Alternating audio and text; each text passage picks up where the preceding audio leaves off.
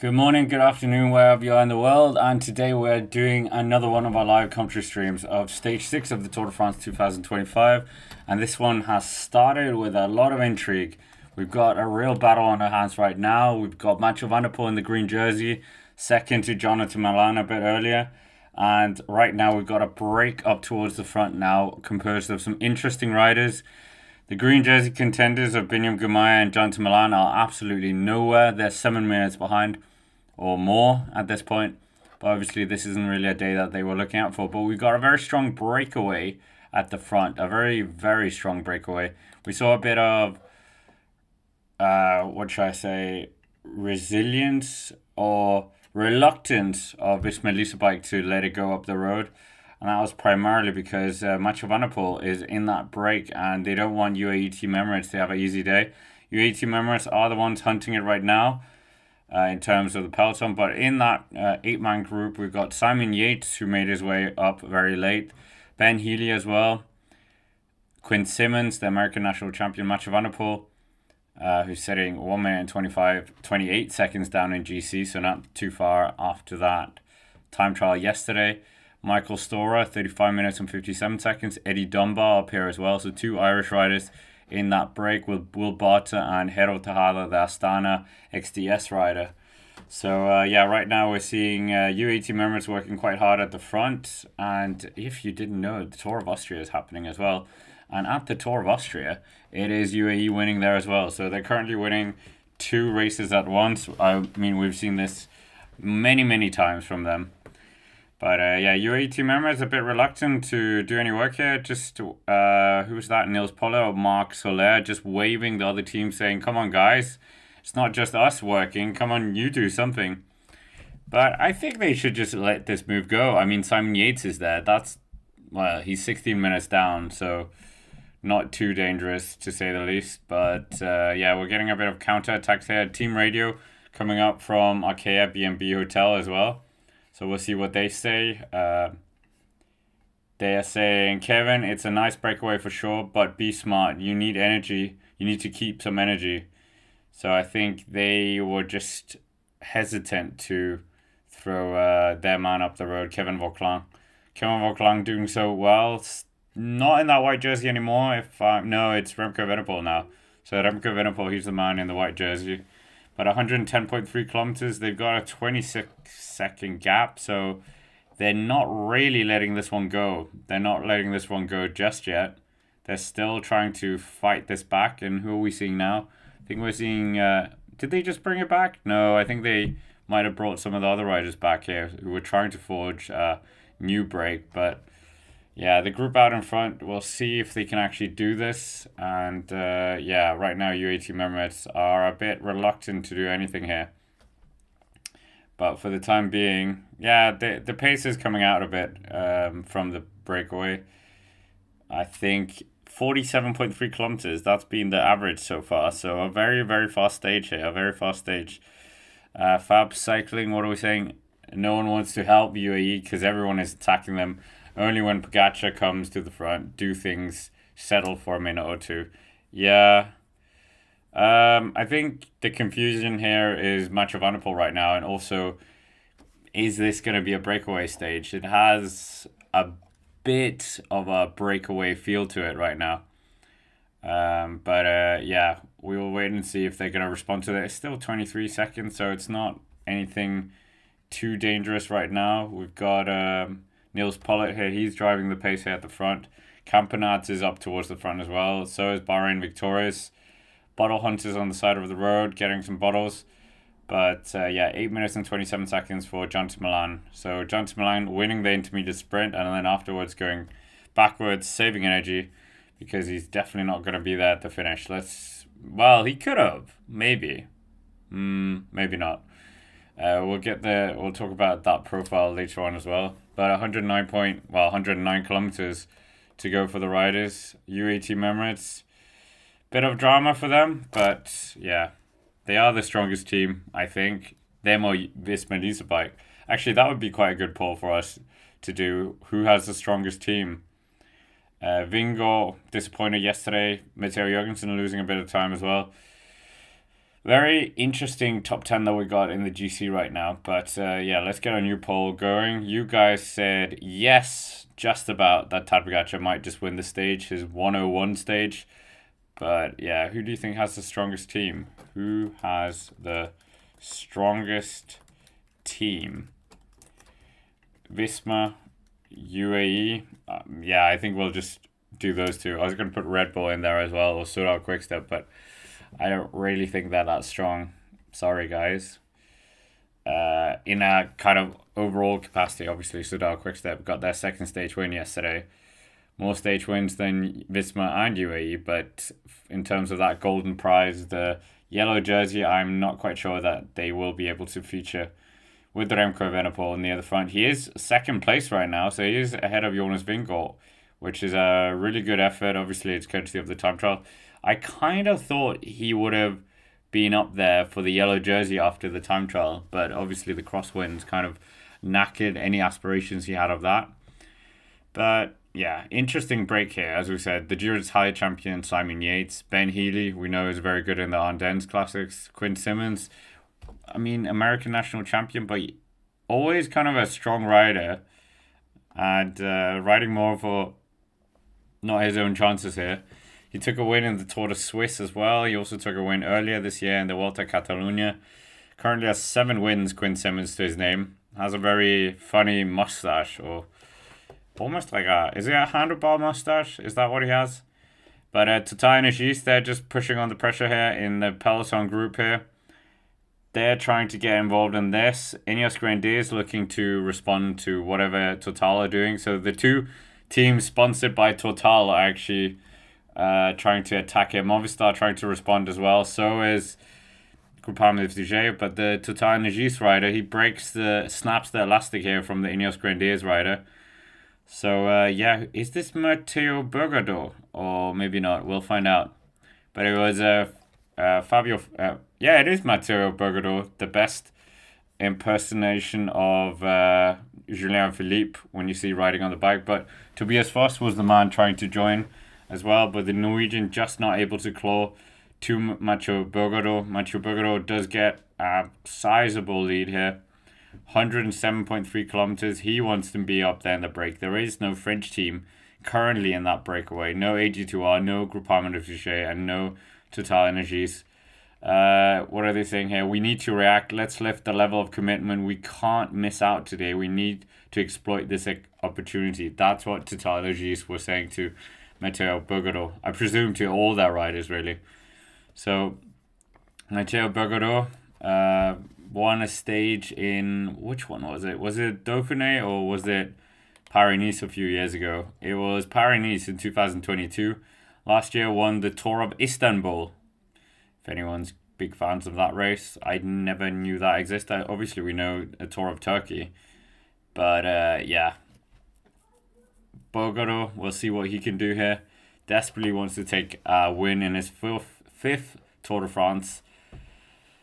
And yeah, he's been with the team ever since he turned pro back in 2019. So he's looking for opportunities here. 5 victories. Is he going to be able to close that gap? No one really closing the gap from behind now. So this break might actually get an opportunity now because it's gone out to 37 seconds. So maybe this is the moment. Maybe we're just going to see the breakaway given that leash that they desperately wanted early on. So yeah, we'll see. We'll see. But for the time being, Total Energies and Burgaro, they want to join the party here. We're still seeing the break out in front is being driven on by Hero Tejada. Hero Tejada obviously has had a bit of a good year this year as well. So we'll wait and see what's going to happen now. But it's definitely going to be opening up here as well. Get involved in our poll as well. Great to have so many familiar names in the chat. Carousel Vertigo, Lamef, DJ as well, John Kelly, and Ronda as well. But for the time being, we're seeing Movistar. Yeah, a lot of World Tour teams out in front. I think it is just a World Tour affair, isn't it, at the front? I don't think we have any pro content. Oh, no, we have Michael Stora. So Michael Stora and Simon Yates both finishing inside the top 10 of the Giro d'Italia. Eddie Dunbar, obviously we know he had 2 very good stage wins last year in the Vuelta a España. So, yeah, we'll see what they can do here. Hero Tejada, very good this year. Astana desperately want to pick up more UCI points. And what are we saying here as well? On this day in 2011, it was the ninth stage of the 2011 Tour de France with 37 kilometers to the line. A television car tried to pass the breakaway and collided with Juan Antonio Fletcher and Johnny Hugeland. That moment was absolutely legendary for the wrong reasons. But 104.3 kilometers still to go here. Number 18 is the picture we're seeing here, and that is Simon Yates. Simon Yates, very good rider, former white jersey winner, as we know. Never been on the podium of the Tour de France, but was actually fourth in 2023 when we had Adam Yates on the podium. So, yeah, we'll wait and see. But, I mean, his brother, Adam Yates, must have been the most awkward role for him during that stage 20 because his team lost the Giro, but his brother won it. So, he probably was happier that his brother won than if Isaac Del Toro won. I don't think that is wrong. I think that is, yeah, family comes first, as they say. But for the time being, we're just seeing this breakaway potentially get away here. For a moment, I thought that was Julian Philippe, but I don't think it is Julian Philippe. It is, of course, Michael Storer. So, yeah, what is going to happen here on the stage? Is it going to be one for the breakaway? Maybe that should be one that we should go for as in a poll, because it is very touch and go here.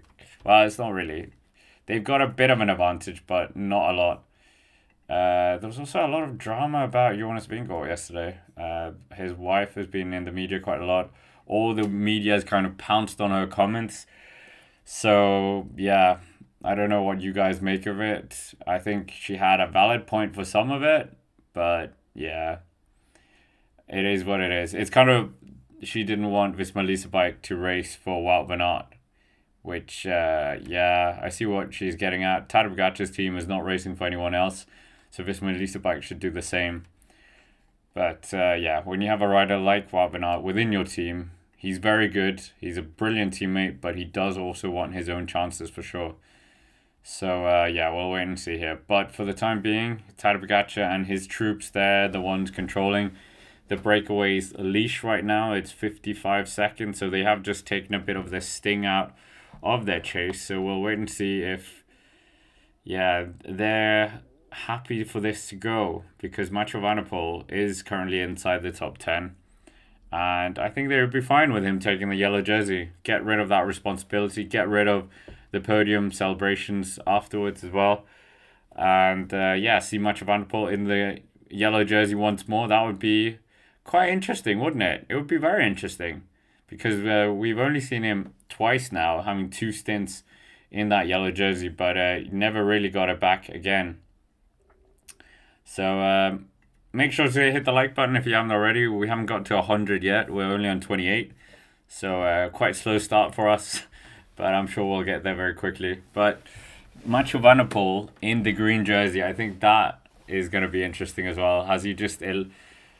Yeah, we were talking about it in the recap, Patrick and I, that, yeah, that he should go for it. He, with the stage changes as well, many of these rolling stages do have the same points as the green jersey, as the sprinter stages.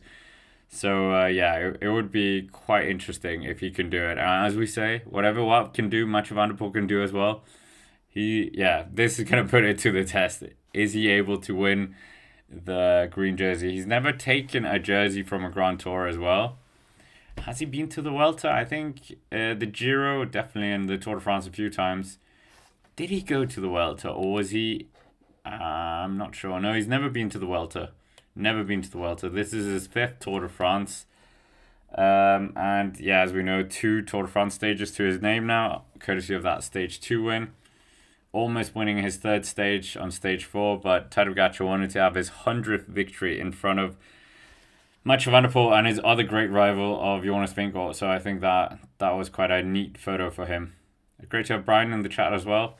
But 1 minute and 11 seconds, so it has come up quite a bit now. So it's steadied a bit. So the break formation phase kind of put itself a bit further. So, yeah, we will wait and see here. But it's looking fairly good here for potentially a Mathieu van der Poel green jersey, but also a Mathieu van der Poel return to that yellow jersey. Maybe that's too soon. maybe it's a bit too soon, but it would be very good. Let's be honest. It would be very good to see him in the yellow jersey again. Already, we don't have to wait 4 years for it. So yeah, we'll wait and see. But almost inside the last 100 kilometers here. A very interesting profile. Quite a few climbs as well. 4 Caceres climbs left. They've tackled 2 Caceres climbs. And I mean, we haven't really talked about who actually won those because I must admit I didn't even see them.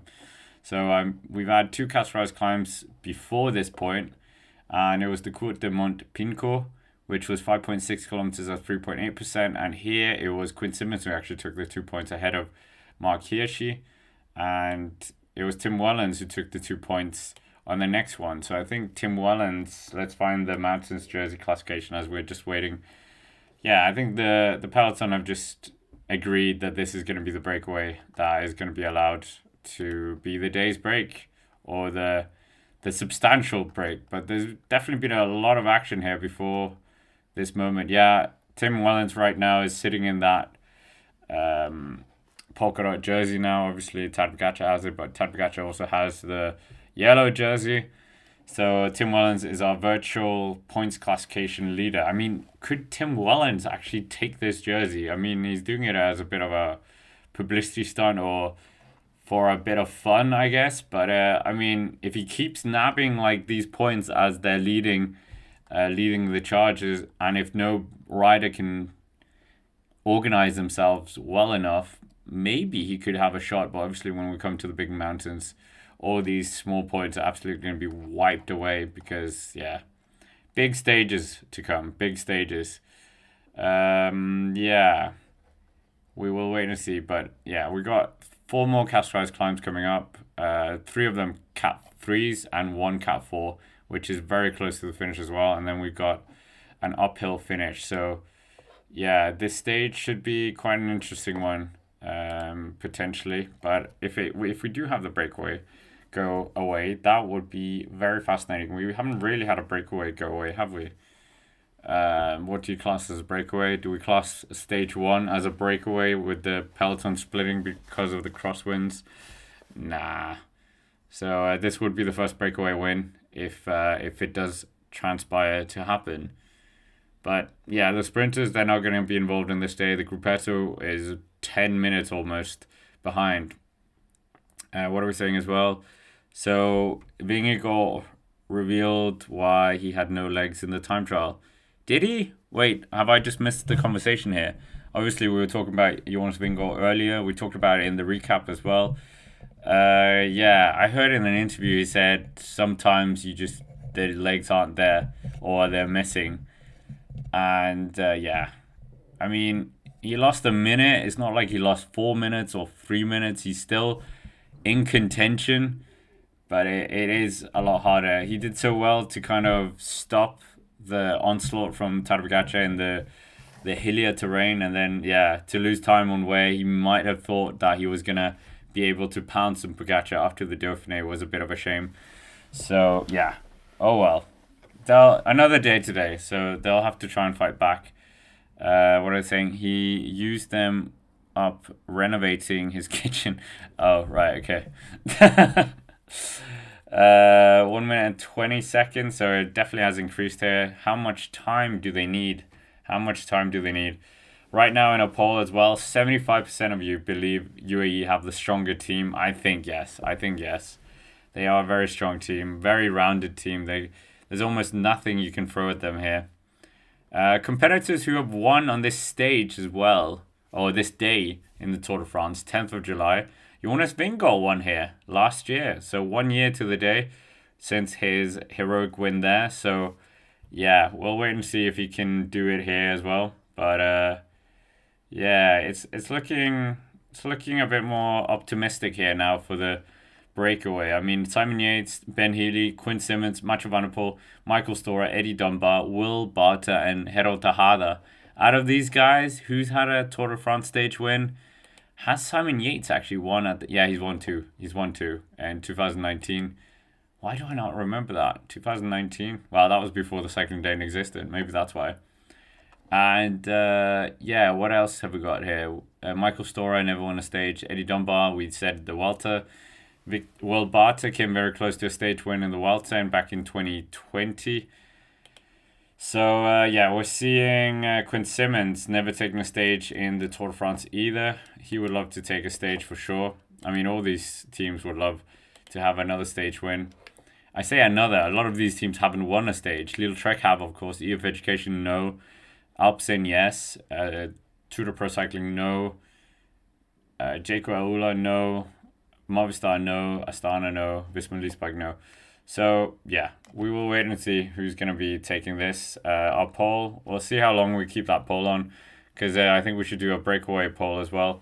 1 minute and 24, 1 minute and 24 seconds left here. It's 27 degrees according to Pro Cycling Stats here, 95.8 kilometers. And UAE team Emirates are still just keeping this under control. The white jersey, we can see that as well, not the white jersey of UAE, but the white jersey of Remco Evenepoel. Interesting how like the white jersey doesn't have the same respect as the yellow jersey. UAE should change their jersey a bit because it clashes with the white jersey. Looks like Remco Evenepoel is riding on with UAE. That would be quite incredible, but that will probably never happen. Yeah. Healy towards the back here of that breakaway. You've got Quinn Simmons there, Mathieu Van der Poel, Eddie Dunbar. Eddie Dunbar's kit is beautiful. The Jayco Ayula kit, I think, is one of the best kits I've seen in a while. But the Visma Leasebike kit is also very good. I think this is one of the better ones we've seen from them. That kind of black and yellow crossover, that looks very good. The Movistar team kit, still, jury's out on that one. I kind of like it. I kind of don't like it. But I think it really does go to Eddie Dunbar and Jayco Ayula with that. But UAE Team Emirates, 25 kilometers an hour here. I mean, we're going to have a bit of a dead time here. Niels Pollitt, why is there a slow-mo here? Did they just throw water? I think they threw water at Niels Pollitt. And I mean, I don't think anyone wants to have clear liquids thrown at them anymore, because obviously you don't know what the liquid is. 1 minute and 30 seconds. But how are you going to manage that? There's no way you can manage that. Anyway, Tim Wellens, he's near the front as well, the Belgian national champion on the road. Is he going to sweep up more points here in that polka jersey? It would be good for him. When's the last time? Yeah, we might actually delve into some history of each of the jerseys, because the peloton are not giving us any entertainment here, so we might have to forge our own here. But yeah, the next climb coming up in a few kilometers time. I say a few, but they've got this Oncastros climb that they're dealing with now. The next cat climb is in about 29-ish kilometers, so 29 kilometers. And yeah, right now it's a bit of a slow day after that bit of an action. So it started very fast and now it's slowed down a bit. So yeah. 1 minute 30 seconds, so it's not going up too much further than that. Maybe the breakaway are struggling here with that on Cascades climb a bit. Then they've got a bit of a descent or rolling, basically a net descent coming up as well. Then a bit of a rugged profile before they hit that 1.6 kilometer climb at 8.6%. I don't know how they're doing the classifications this year, because some of the Cat 3s have seemed harder than the few Cat 2s that we've had. So, strange. I guess the organizers can do whatever they want. But there's 2 points available on the Cat 3s. And we're seeing Simon Yates here. Simon Yates, not quite sure what they're planning here. Maybe Campenaerts. He was, I think, up here in the break early on. That's the kind of guy you would want if you're trying to launch your Jonas Vingegaard. Is he just trying to get some fitness here as well? I'm not quite sure what the Simon Yates thing is about. Is this them trying to pressure UAE somehow? But I mean, he's 16 minutes down, so it's not really going to do anything here. If they get, let's say they win by 5 minutes, that'll be 11 minutes. So it's not really going to trouble UAE at all. They're not going to be worrying about Simon Yates here for the time being. But Stora equally, unfortunately, is almost 36 minutes down. Eddie Dunbar 10 minutes and 46 seconds down. So if they do get it away, then could take it completely. What are we saying as well? Anyone know if the gap of the breakaway to the peloton has changed? It's 1 minute and 27 seconds, so it's actually come down a few seconds. But Tadej Pogacar, yellow jersey, rainbow jersey as well. Has he got the rainbow jersey? Rainbow? Yeah, he has got some rainbow bands on that jersey as well. So there is a bit of homage to his World Championship jersey. But yeah, another yellow jersey. Another day in the yellow jersey. How many yellow jerseys does he have? I think he has like 42 days or 40 days. Yeah, Tour of Austria is actually live on YouTube, which is incredible. They're actually free to air. It's not one of those pirate channels. It's actually the organizers. I think that is remarkable. But it's just wrong timing, guys. Why are you doing it during the tour? I think that's a great shame. But for the time being, Ben Healy here just getting a gel, I think. It looks like a gel. And he'll have to try and do something here for EF Education Easy Post. They desperately want to take some stages. Do they really have a GC guy anymore? No. Richard Carapaz, was he going to do GC anyway? Yeah, not quite sure. But we'll wait and see what's going to happen with EF Education Easy Post later on. Jonas Vingegaard is the man who's wearing the polka dot jersey. So there you have it. It wasn't Tim Wellens wearing it. We saw him with the Belgian National Championships kit. But Jonas Vingegaard is wearing it on behalf of Tadej Pogacar. And maybe we're going to see Tim Wellens wearing that at the end of the day. It depends. Yeah, I think obviously the next 3 Catsrise climbs, the Cat 3s, they're all going to get, swamped or taken by the breakaway. So I think we could maybe have someone in the breakaway doing it. So yeah, we'll wait and see. But who in the breakaway? That is a good question as well. Yeah, we'll see. But they do need to get past 7 points here. 7 points is the margin to get past for Tim Wellens. Margin 1 minute and 25 seconds. So Nils Pollard here, he's not letting them go. He's just keeping the chain tight here. And yeah, they are on this uncastrized climb. He's stringing out the peloton a bit here, so it is coming out a bit. We'll see if he puts any other teams in a bit of problems. But I mean, are they worried about Simon Yates here? I would just throw the jersey if I was them. Give it to Mathieu van der Poel. Mathieu van der Poel is not going to be a threat when it comes to the mountain. So you get rid of that jersey. You get rid of all the responsibilities. And yeah, have a bit of a breather and save your troops. And you don't have to control. And obviously that was why Visma Leasebike, they were trying to make sure that get this break back, and then ended up just throwing Simon Yates up there. Carousel Vertigo, a bit of news as well from Alpecin. Jasper Philipsen broke 2 ribs along with a broken collarbone. Yeah, it wasn't collarbone. That's what many of you were saying in the chat at the time, that it looked like a collarbone. But Eddie Dunbar here, 2 Vuelta a España victories. Simon Yates, former Vuelta a España winner. Ben Healy, a stage winner in the Giro. Mathieu van der Poel, stage winner in the Giro and one stage in the Giro and 2 stages in the Tour de France.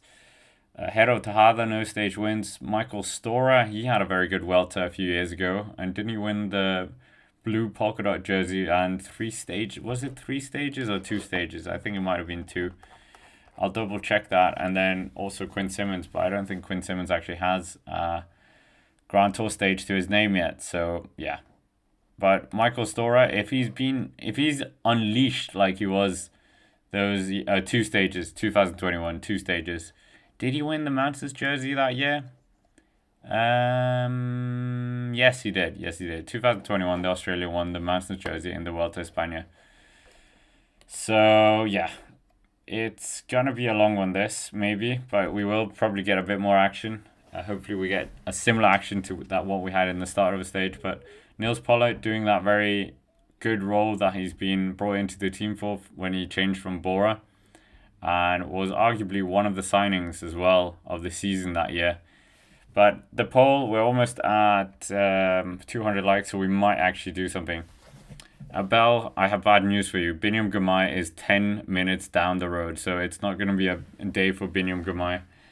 But 1 minute 22 seconds here, 90 kilometers to go here, so they are going pretty fast.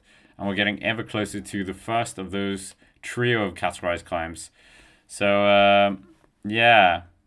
What are we saying as well? Silent Owl Scribe. I downloaded the Velo Pro Racer game. It's a video game right now, not a true simulator, but do see signs of future development to form simulation. It's good game. It's legitimate. Yeah, thank you for that. Well, it's not my game, but they are sponsoring the streams as well, and they are fairly new, so it does seem like they are gonna bring out quite a few improvements to it as well. But you have to start from somewhere, I guess. 90.2 kilometers still to go here. We're seeing Tour de Pro Cycling talking with Movistar, the team cars. So, yeah, that is quite funny. But Tim Wellens and Nils Pollard, these two very strong rouleurs, is that the correct terms here? Very strong riders in the classics, both of them. And we'll see what they can do here. We'll see what they can do. But yeah, 1 minute and 25 seconds. They're holding strong on that one. They're holding very strong. And we'll see if they're able to do something. A Tour of Austria is coming down to it as well. I wonder if we're going to see... Well, Isaac Del Toro is in that race. They had Felix Groschardt now winning on the first day. So Austrian winning in Austria. That must have been a very popular win. And second place was Rafa Majka, I believe. So, yeah, UAE dominating in the Tour, but also dominating the Tour of Austria. But, yeah, the depth of that race is incredible. Absolutely incredible. Nevertheless, we've got, I almost said 6.8 kilometers, but that's not true. That's Tour of Austria. 1 minute and 24 seconds. It's still, like, the elastic hasn't broken yet. We wanted to kind of, yeah, go a bit further up. Yeah, I don't know what gap would be comfortable here. Obviously, 10 minutes would be comfortable, but realistically, maybe 4 minutes. I would give them a chance with 4 minutes if they could ride quite well together, but UAE Team Emirates are quite motivated right now, so that is obviously not a good factor here for the breakaway. They look very lively, UAE, with Nils Pollard and Tim Wellens. We're also seeing Arkea B&B. Obviously, Vauclain's not wearing the white jersey anymore. That's currently held by Remco Evenepoel, the winner of it last year. And Kevin Vauclain, we'll see what he can do here if he's going for a GC. We saw him finishing second in the Tour de Suisse, but obviously there's a bit of an asterisk how he got into that position as well. But yeah, we're getting ever closer to 100 likes as well. It's completely free, I think. Maybe. No, it's completely free. So smash the like button as well. And we're coming past the L'Église Saint-Mathieu. Oh my goodness, that is hilarious. So that is pretty funny here. Is Mathieu van der Poel going to win the day? I think that is maybe a good question as well. Yeah, wow, PCS is now giving tricks on how to use PCS. Don't need any advice how to use PCS. A seasoned veteran at this point. Part of my daily life.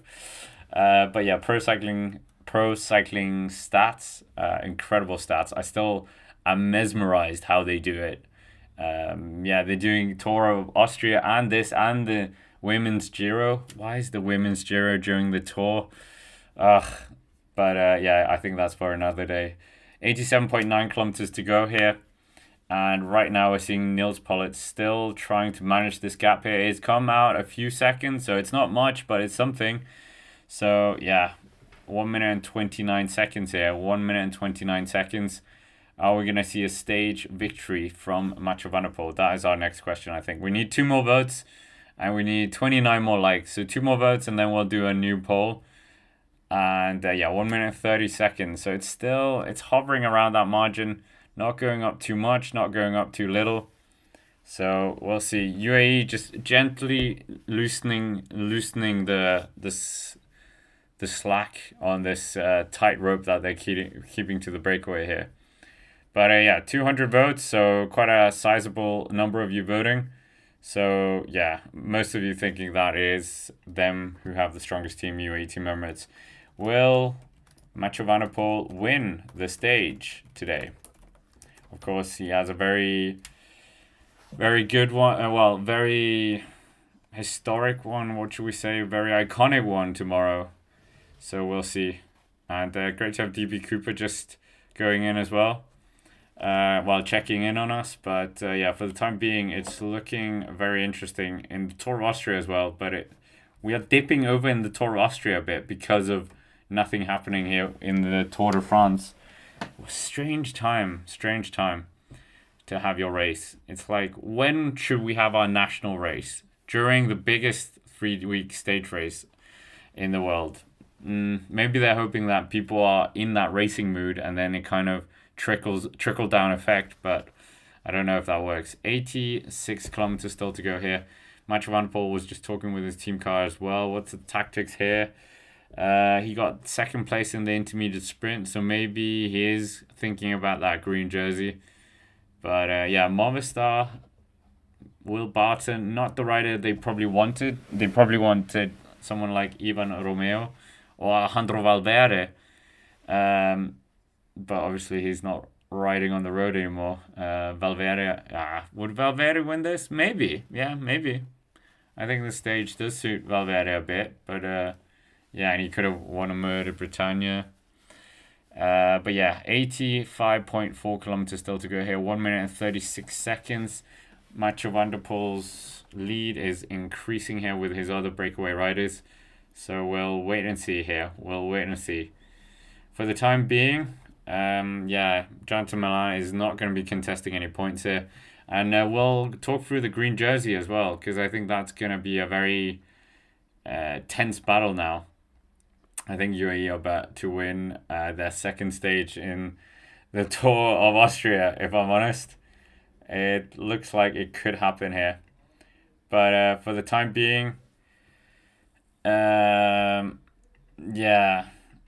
UAE team members just keeping this under control, doing their best to limit it, but it's 1 minute and 35 seconds now, 1 minute and 35 seconds. Yeah, this is looking interesting for the breakaway. If we just need a couple of minutes, just give it 3-4 minutes, then it would be a bit more interesting. And Simon Yates is not a threat. He's not a threat. He's 16 minutes down. So you can let him get back to 11 minutes down. He's still not going to be anywhere, is he? So if this is the Visma Lease a Bike master plan today, yeah, I think this is more just him wanting to stretch the legs potentially.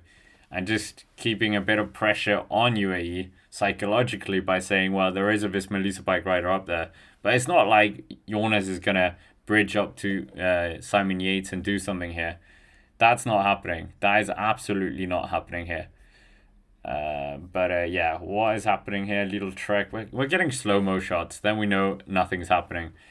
Absolutely. Paint dry stage. Paint dry mode is initiating. And yeah, Tour of Austria. No, I'm kidding. Tour de France obviously is number one. But yeah, I was just thinking, what is happening in the Tour of Austria? Yeah, because it could be another UAE win here. But we are still focusing on the Tour de France. This hasn't turned into the Tour of Austria stream. We are well and truly still focused on the Tour de France as we see Mathieu van der Poel with the American national champion of Quinn Simmons. Oh, apologies. But yeah, what is going to happen here?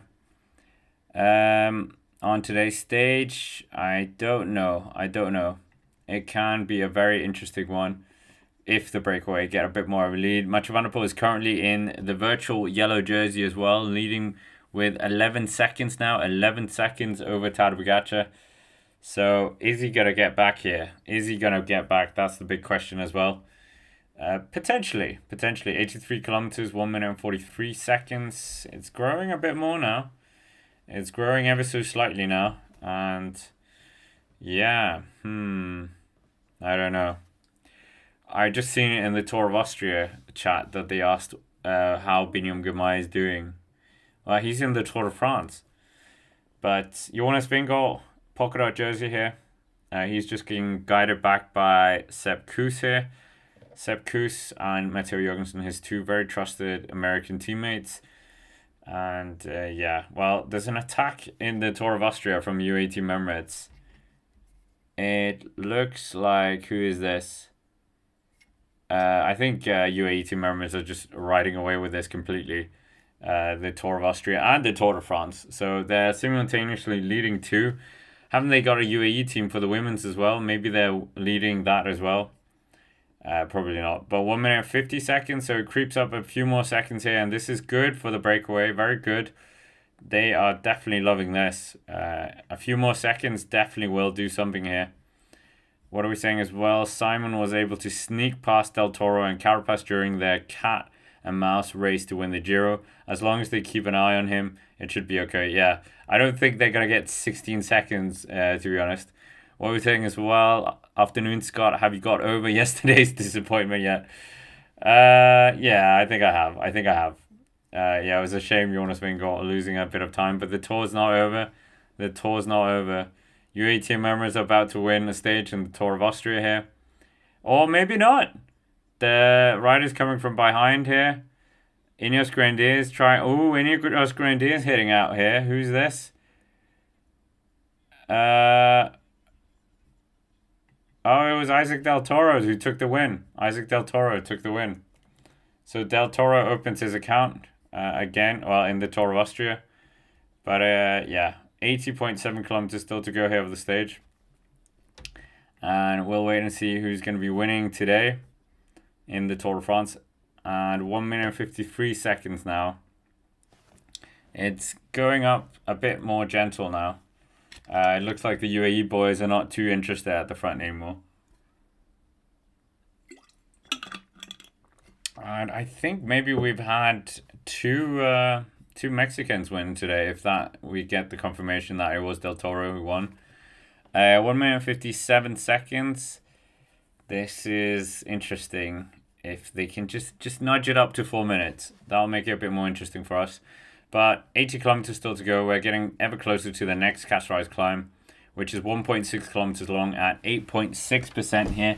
So this is where we could see someone getting involved in that polka dot jersey. 2 points up for grabs there. 2 points up for grabs after that and after that as well. So 6 points with that hat trick of Cat 3 climbs. So yeah, could be quite good here. Could be quite good. Yeah.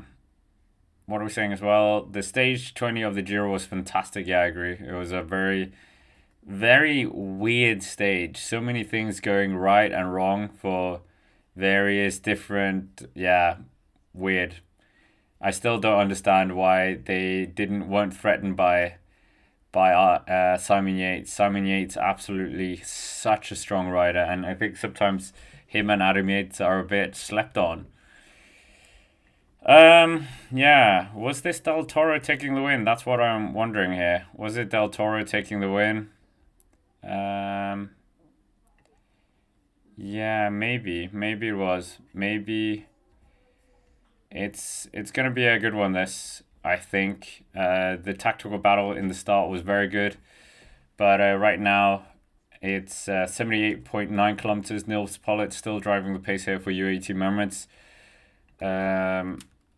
Yeah, 2 minutes now. It's gone up to the 2 minutes now. So 2 minutes. So yeah, it's looking better now for the breakaway. Have they just thought, yeah, we might as well throw the jersey away?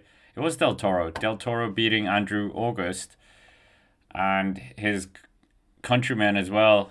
Carlos Alfonso Garcia also took a win in the Tour of Magnificent. Huangji? No, Huangji is the other one. Xing, I don't know how to pronounce it, sorry. Someone told me yesterday, but yeah. Who's going to be winning today? Is it going to be a breakaway stage win? Yeah, it was Del Toro. Del Toro taking a win for the first time since his Giro d'Italia as well, where he took a stage win there. But 78 kilometers still to go here of the stage. Who's going to be winning it?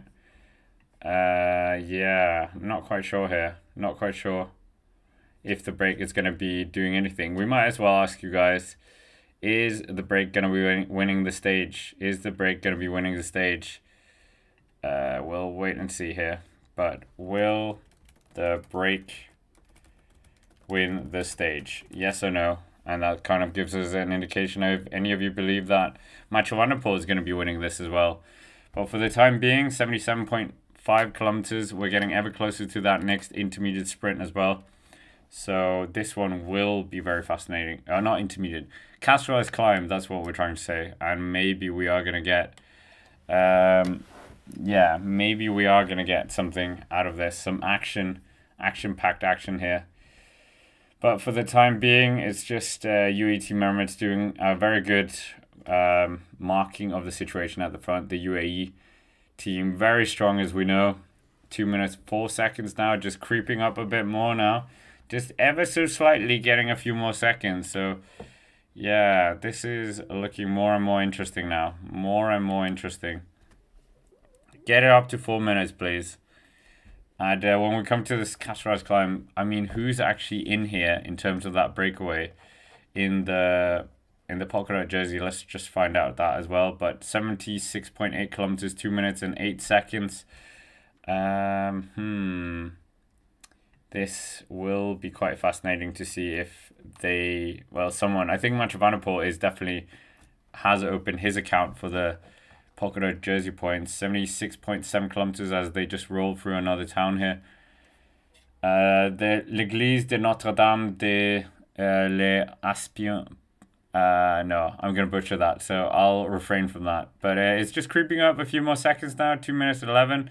We did see they have stopped chasing actively at the front, so it is very good to see that. We had the poll earlier, Visma Leasebike versus UAE, and yeah, quite a one-sided poll if I'm honest. But for the time being, UAE team members are still working at the front here with Soudal Quickstep as well. So Soudal Quickstep and UAE sharing the responsibilities now. And we'll see if they're going to be able to do something here. UAE team members later on in the stage. I think a Tadej Pogacar win is drifting away here. I think maybe they're fine with giving their jersey to Mathieu van der Poel. How much time could you give Mathieu van der Poel? Maybe like 5 minutes. Give them 5 minutes and they win with like 3 minutes. That would be fine. Because obviously they're not. He's not going to be very strong in the mountains. So yeah, we'll wait and see. But for the time being, it's looking very good for. Well, not very good. It's looking all right for the breakaway. It's not completely assured here. I mean, it's still a very long way to go. We're seeing Championson as well. He's just taking a beat on. But yeah, 2 minutes 18, 2 minutes 19, just ever so slightly nudges up a bit. And who are we thinking about in terms of that Pogacar jersey for these three Caceres climbs? I mean, we said Michael Storer has won it in the past in the Vuelta a España, so maybe he's thinking about that. He's almost 36 minutes down, so it would be a good, it would be a very good classification for him to try and go after. But in terms of that Pogacar jersey points, none of them have got any points so far. We've got 9 riders who have taken points in the Pogacar jersey competition, and none of them in the breakaway have taken any. Actually, it was 9 at the start of the day. Quinn Simmons has taken points in this today. So Quinn Simmons, if he takes all 3 of them, he will actually wear that jersey. Let's just get that right. Make sure I'm not making a mistake. Yeah, he took 2 points in the first Cat 3 climb of the day. He didn't take any points on the second one. And then if he sweeps up all 3 here, then we could have the little Trek man swapping out his national American USA Road Championships jersey for the Pogacar jersey. I don't think he's ever worn that jersey. They have obviously won that jersey not that long ago with Giulio Ciccone. So we'll wait and see if they're going to do it with Quinn Simmons. I actually thought they were going to do it with Matthias Gelmose Jensen, but it looks like he is gambling on the GC here. So yeah, maybe he'll be able to do that. We'll wait and see. But for the time being, we're almost at 90 likes as well. Oh, 100 likes. So yeah, let us know. Smash the like button. We need 10 more. That's it. You guys talking about the Chris Horner as well. Sacking obviously Formula One, not Chris Horner, the cyclist YouTuber, but Christian Horner, the team principal, leaving. Can we link it back to cycling somehow? Red Bull sponsors Red Bull team, sponsors Tudor. So there we go. Didn't take much to connect the dots there. Yeah, Primoz Roglic and Christian Horner are not going to be having a video together on Red Bull's YouTube channel. That's not happening anymore. But 74 kilometers still to go here, 2 minutes and 27 seconds. We're seeing Mathieu van der Poel highest up in the GC. Highest up in the GC. 1 minute and 28 seconds down. Ronda, welcome to Supporters Club. Will have a competition as well on the rest day, so look out for that. Not sure what should the competition be. It should be something that you can guess. Something that's hard to guess. The GC of Simon Yates on day 17, something silly like that maybe. Whoever's closest wins. There's quite a few items that I need to get rid of from various different cycling things. So that will happen on the rest day. But for the time being, we're seeing the fans on the side of the road, and you know that nothing's happening when they're doing these slow-mo shots, and actually do pay attention to the fans. So we will wait and see. But they are going quite fast here. They're very motivated in the front end here. There is a red helmet. I almost thought that was Jonas Vingegaard for a second, but no, it's the red helmet of Tour de Pro Cycling. They're riding very well together here. They aren't sitting up, these guys. They are really going for it in the breakaway. So they know there is potentially an opportunity here. It is kind of not quite a breakaway stage, but yeah, it looks a bit like a breakaway stage. A very mild chance of a breakaway, and maybe they are forging it here at the front. But 8 riders at the front, like we said before: Simon Yates, Ben Healy, Quinn Simmons, Mathieu van der Poel, Michael Storer, Eddie Dunbar, Will Barter, and Hero Tejada. That is our riders out towards the front here. This is going to be a fascinating one. Are we going to get a stage victory from any of them? 2 minutes and 28 seconds. Are we going to get a stage win here? That remains to be seen. From the breakaway, obviously. That is our new poll as well. Do you think that they are going to win? It's currently quite close between you guys. Very close in the poll. Are we going to see a poll victory? Are we going to see a victory here from the breakaway? Very close poll. But Remco Evenepoel sitting 42 seconds down in second place in GC. Yeah, what could have been if he didn't have that crosswind episode? He would have been up there, obviously crashing as well. I think it was a soft crash. But yeah, are we going to get a stage victory? That is the big question here from the breakaway. The chasers are not really too motivated. I mean, Niels Pollard here, he is on the front, but I don't think he's going absolutely full throttle here. I mean, it would be nice if we could get the power meter of Niels Pollard, but they're not showing us that data. They kind of flirted with the idea of giving us the power data, and then it disappeared again. So 2 minutes and 30 seconds. I mean, it is creeping up ever so slightly. We just need to get it to 3, then 4, then 5. And then at 5, I would be a bit more comfortable that they could maybe do something here. But Remco Evenepoel, is he going to be able to do something to get the yellow jersey? I mean, I think his chances of getting the yellow jersey probably stopped after yesterday. He was saying that he was going to take 58 seconds on Tadej Pogacar. Didn't quite do that. 42 seconds. That was what he was missing. So only taking 16 seconds in the end, unfortunately. But yeah, this break out towards the front is very motivated, very strong. So many strong riders in there. Many Grand Tour stage winners as well. But Quinn Simmons, has he won a Grand Tour stage? No, he hasn't. Won the Tour of Wallonia in 2021. Tour de Swiss stage win this year. Vuelta Catalunya stage win as well. Won a stage in the San Juan in 2023. I remember that one. 2-time American national champion. And second in the Tour of Hungary in 2020 as well. Who was that to? Attila Valter? Yeah, it was Attila Valter. And yeah, he's also a former junior world champion in Yorkshire on the road. But yeah, it looks like the peloton, they're just taking a bit comfortable here. 70 kilometers to go here. So the kilometers are ticking down quite fast. It's not one of those slow stages where we're getting tortured all the way to the action part of the stage. But Movistar, Enric Mas, just having a bit of a problem here.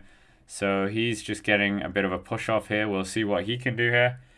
What are we seeing? How does the XP work? I'm not quite sure. Is this the XP of the of the chat. So top fans right now, Ruberks. I never understood how you wanted to pronounce that name. But yeah, it's very close right now between the top 6, 7, 10. You're all on the same amount. I think you get points for chat and getting. I have no idea. I have no idea. It's something that YouTube they've started. But yeah, Tadej Pogacar here. We're seeing Bismillah Bike very strong. They're just behind the UAE team here. And 2 minutes 46 seconds, creeping up ever so slightly here. We're getting closer to that first categorized climb as well of those three. The cat 3 climbs, and then we have got a cat 4 climb at the end as well. A bit of a punchy climb, 1.2 kilometers at 7.1%. So definitely could do something here. Robber Shark. Yeah, maybe Robber Shark. Robber Shark. Okay, thanks guys for helping me out on that one. But Tadej Pogacar, he's quite far up here. He's riding in the wind now. He's around third rider right now, the yellow jersey. We're nearing the 3-minute mark now for the breakaway. Almost a 3-minute here. Silent Owl Scribe is saying Roglic doesn't get a top 5 here at the Tour de France. Then this signing by Bora Red Bull was not a great one.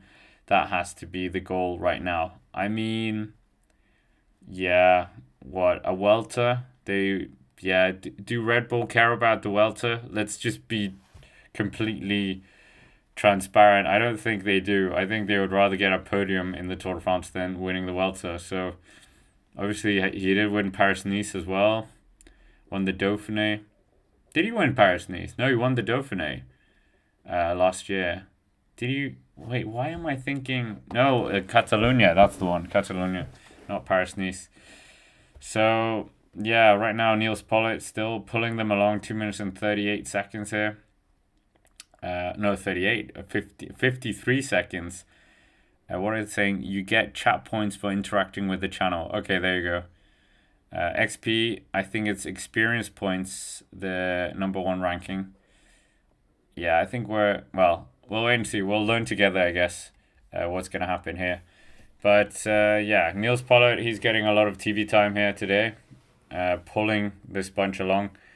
And yeah, we'll see what he can do here. Is he going to be able to do something later on for himself? Probably not. He's very much in the duty of Tadej Pogacar. I mean, has Niels Pollitt done something this year at all? Has he just, what has he got out of this year for his own ambitions? Nothing really. He's there to do a job. We all know that. He already has a fairly good palmarès. Tour stage win in 2021. Winner of the Deutschland Tour as well. Winner of the Rhône at the one-day race in Cologne. Second in Paris-Roubaix in 2019. Second in Omloop Het Nieuwsblad last year. And twice winning stages in the Deutschland Tour as well. Third in the Ronde van Vlaanderen last year as well. So yeah, he has a lot of good results here. A lot of good results. So we will wait and see. Yeah. 2 minutes and 55 seconds. Almost 3 minutes now.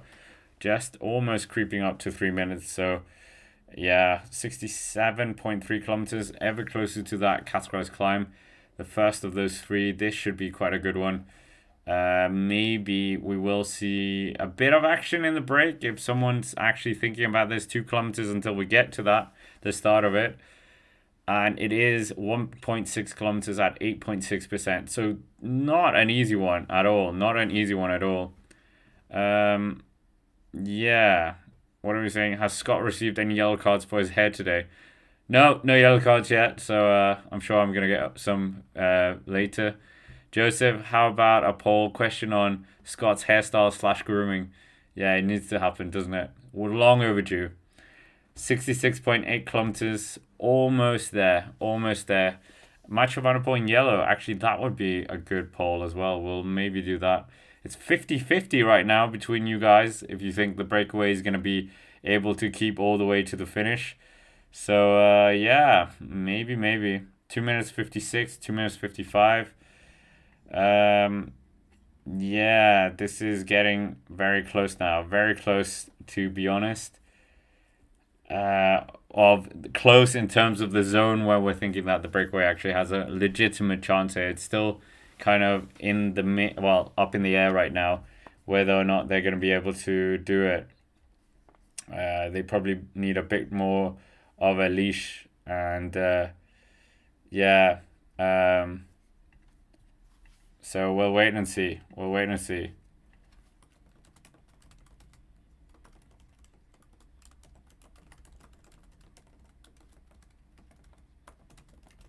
Jonas Vingegaard, we're just seeing him as well, waving earlier. Yeah, 2 minutes 58 seconds, 2 minutes 53. And for the time being, it's looking fascinating here. I just want us to get to this climb now. They're very close now, very close, 1.6 kilometers. Maybe we'll see Quinn Simmons going for this, because I think he's best placed in terms of this breakaway to try and do something here. He is in the break together with Simon Yates, Ben Healy, Mathieu van der Poel, Michael Storer, Eddie Dunbar, Will Barter, and Hero Tejada. So, yeah, the debut team is actually doing something here of Tudor Pro Cycling. They would definitely want to get a stage win as well. But is it going to happen today? I'm not quite sure. Where Cycling Addict is saying, why is Jonas in the polka dot? Doesn't Wellens have more points? Yeah, I thought so as well. So I don't know why that was happening. If we look at the start of the day, he was on 5 points together with Tadej Pogacar, if I'm not mistaken. So quite confusing. Yeah, absolutely weird. Why? Because Tim Wellens is just wearing his national kit here. So can you refuse to carry the jersey? Is that a thing? 65 kilometers to go here. 1.5 kilometers left of this first Castro's climb. And yeah. This is looking interesting now. Who's going to make the first move out of the breakaway to potentially get those 2 points? Is anyone going to care about these points, or are they just going to be going all the way up together and nothing's really going to happen here today? Maybe that could be what happens here, that they're not actually going to do anything, that it is just going to be gifted to whoever actually wants it. We would love to see a bit of a battle. That would be very good. But yeah, Tim Wellens not wearing that polka dot jersey. If anyone knows why, because he is the man on the same amount of points as Tadej Pogacar. So Jonas Vingegaard is 2 points down. So I don't really understand that at all.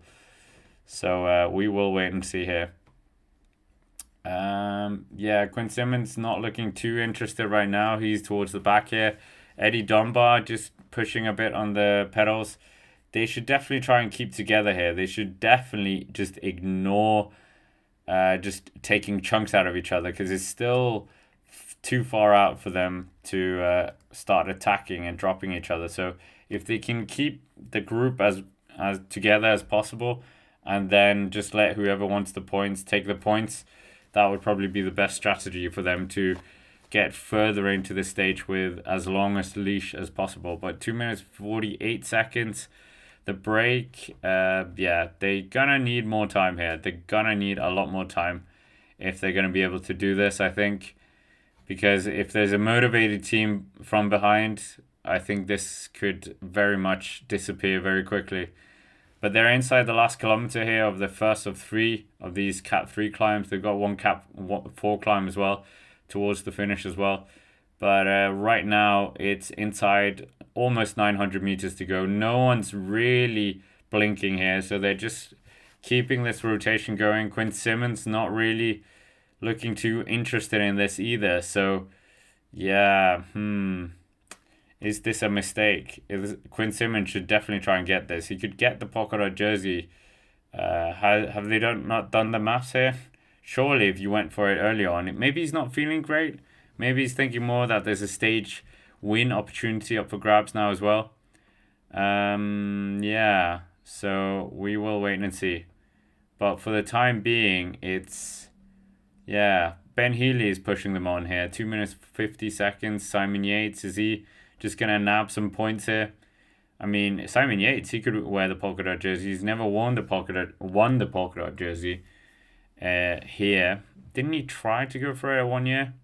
Well, 1.7 kilometers, 8.9% is the official stats, not the pro cycling stats. But the peloton, they're on it now, so we'll see here. There's less than almost 500 meters to go here for the riders up front. Visma Lease Bike, Arkea, and UAE plus Movistar. The teams just keeping the pressure up here in the bunch. So we'll see. We'll see. It's certainly an interesting one, isn't it? Red Bull Bora Hansgrohe certainly need to do something here. Florian Lipovic doing a very good ride yesterday. So him and Primoz Roglic inside the top 10 here. What are we saying here as well? Two questions. One, do you have Yates in there as a satellite rider? I don't think so. And two, do you think UAE is going for the stage? No, I don't. I think they might not. I think they would be happy to get rid of the yellow jersey. And yeah, I would be very happy if I was UAE to just get rid of the jersey, because they're probably going to get it in the next week anyway. So you might as well just save the troops and let Niels Pollitt and Tim Wellens have a bit of a break at the front. But 63.8 kilometers, the rider's still not up at the top of the climb yet. Still fairly minor movements. Quinn Simmons has moved himself up into second place. So that is a bit of an interesting move from him. So I think he might just pounce on Ben Healy and take those 2 points. Lamef is saying yes and yes. Well, we can agree to disagree. But yeah, inside the last 200 meters now, I think it's going to be between Ben Healy and Quinn Simmons now. Ben Healy and Quinn Simmons potentially for the 2 points and the 1 point. Mathieu van der Poel riding third wheel. I don't think he's too interested in this, really. Who's going to go for it? It is Eddie Dunbar. Eddie Dunbar takes it. Oh, who saw that coming? Eddie Dunbar. Wow. Well, he's a good rider, so maybe he's going to go for it. So it's a 1-2 for the Irish. Eddie Dunbar and then Ben Healy. So Quinn Simmons not doing anything there. Did Eddie Dunbar take any points earlier today? I don't think he did, because he wasn't even in the break when it was happening. So yeah, Eddie Dunbar.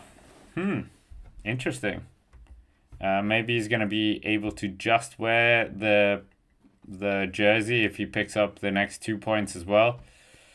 But yeah, Eddie Dunbar. Interesting.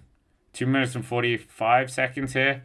We're seeing the peloton here being led by Victor Campenaerts and Niels Pollitt, with Kea also being up towards the front as well. They're doing the best to just keep their riders in position. We've seen so many riders getting caught out as well.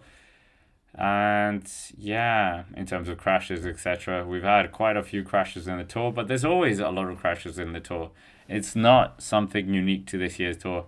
Very narrow roads here on the climb. Surprised you can get like 180 riders through this as well. Obviously, there's not 180 riders in that peloton anymore. We've got 8 up towards the front, and we've got quite a few out towards the back in terms of the sprinters. But 2 minutes and 43 seconds here. 2 minutes 43 seconds.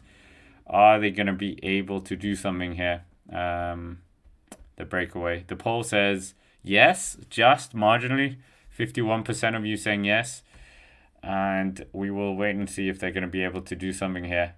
Yeah. The break. I mean, it would be great for Mathieu van der Poel just to have that yellow jersey again. Yeah, I think no one's opposed to Mathieu van der Poel wearing the yellow jersey for another day. Not even Tadej Pogacar. Tadej Pogacar just wants to make sure that he has that jersey at the end of the race for his 4th Tour de France win. But yeah, right now 2 minutes and 47 seconds. 2 minutes 47 seconds. 11 minutes and 46 seconds down to the green jersey group of John Tomalan. So yeah, they're having a very easy day. I wonder what the time cut's going to be today, because yeah, maybe it's like 23 minutes potentially. Yeah, this is looking interesting, isn't it?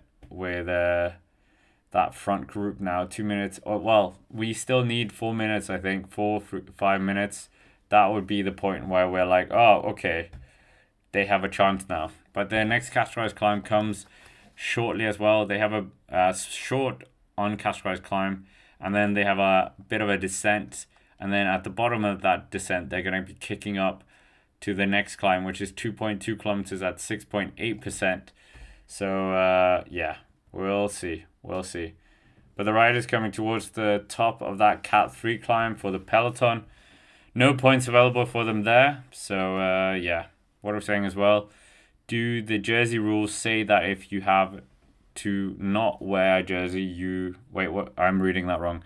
Do the jersey rules say that if you have to not wear a jersey you own, you can't pass it to a teammate? I don't really understand this Vingegaard wearing the jersey because he's third in that classification. Tim Wellens is just wearing his national kit. So, yeah, I don't really understand it. Obviously, Wellens, he is the virtual leader right now for the time being with 7 points. He did take 2 points on one of the Cat 3 climbs we've had. 3 so far. There's 2 Cat 3 climbs left, and then there's 1 Cat 4 climb as well. But UAE members, Visma Lease Bike and Airbnb are up towards the front here of the peloton with Lidl Trek as well. So, yeah, all of these teams are just quite engaged to keep themselves up towards the front here, and for the moment it's looking good here. 61.1 kilometers still to go here, 2 minutes and 51 seconds, 2 minutes and 52 seconds. But yeah, Visma and UAE looking at each other here. They're just like, what are you doing? What, you need to do the work here. You need to do the work. But we have Simon Yates up there, so we don't need to do the work. Arkea, what are they doing? Are they just trying to keep Kevin Vauclain out of trouble here? Oh, yeah, Sage is making me yawn. Definitely making me yawn. But Niels Pollitt here, he's still at the front here, as we said. Less than 60 kilometers to go here.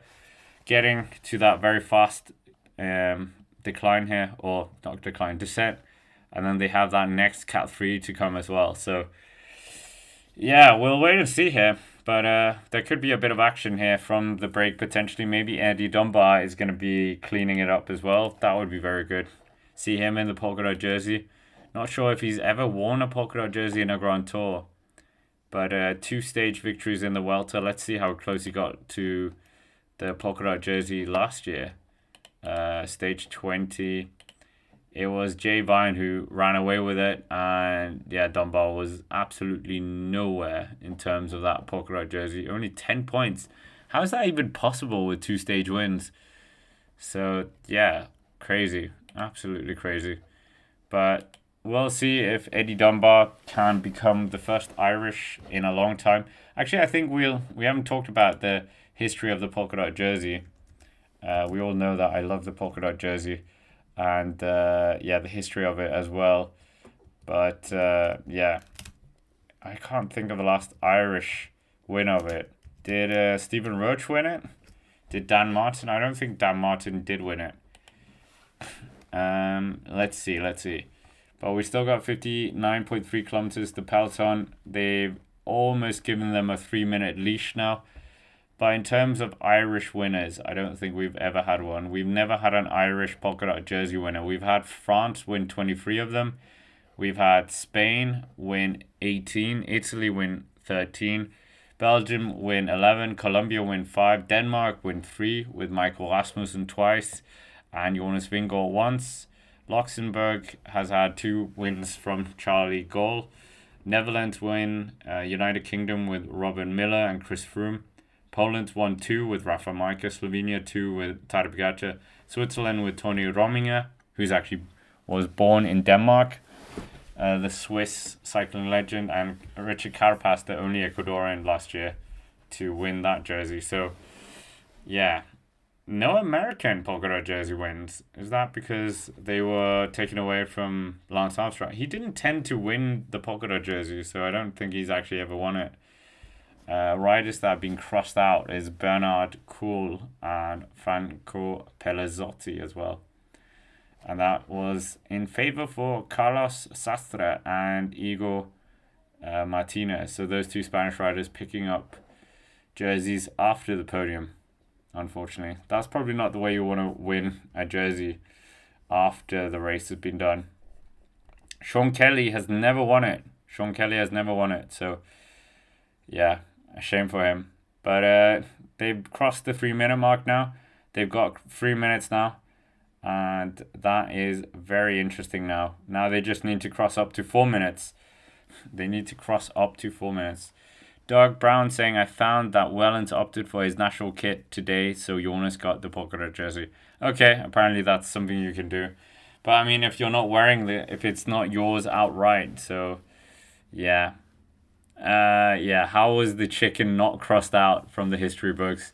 I have no idea how he's keeping those two polka dot jerseys. Yeah, I think there's a number of other riders you could also put the question mark over how they're actually keeping those jerseys. Richard Baronk is still keeping his jerseys as well. So, yeah, interesting era, isn't it? Interesting era.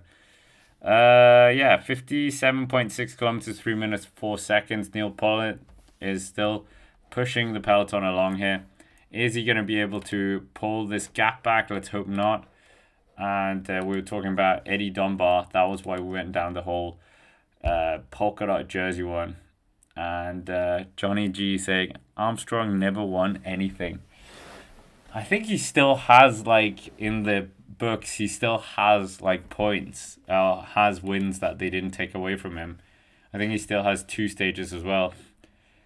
Yeah, next Castrise climb coming up shortly as well. 57 kilometers to go.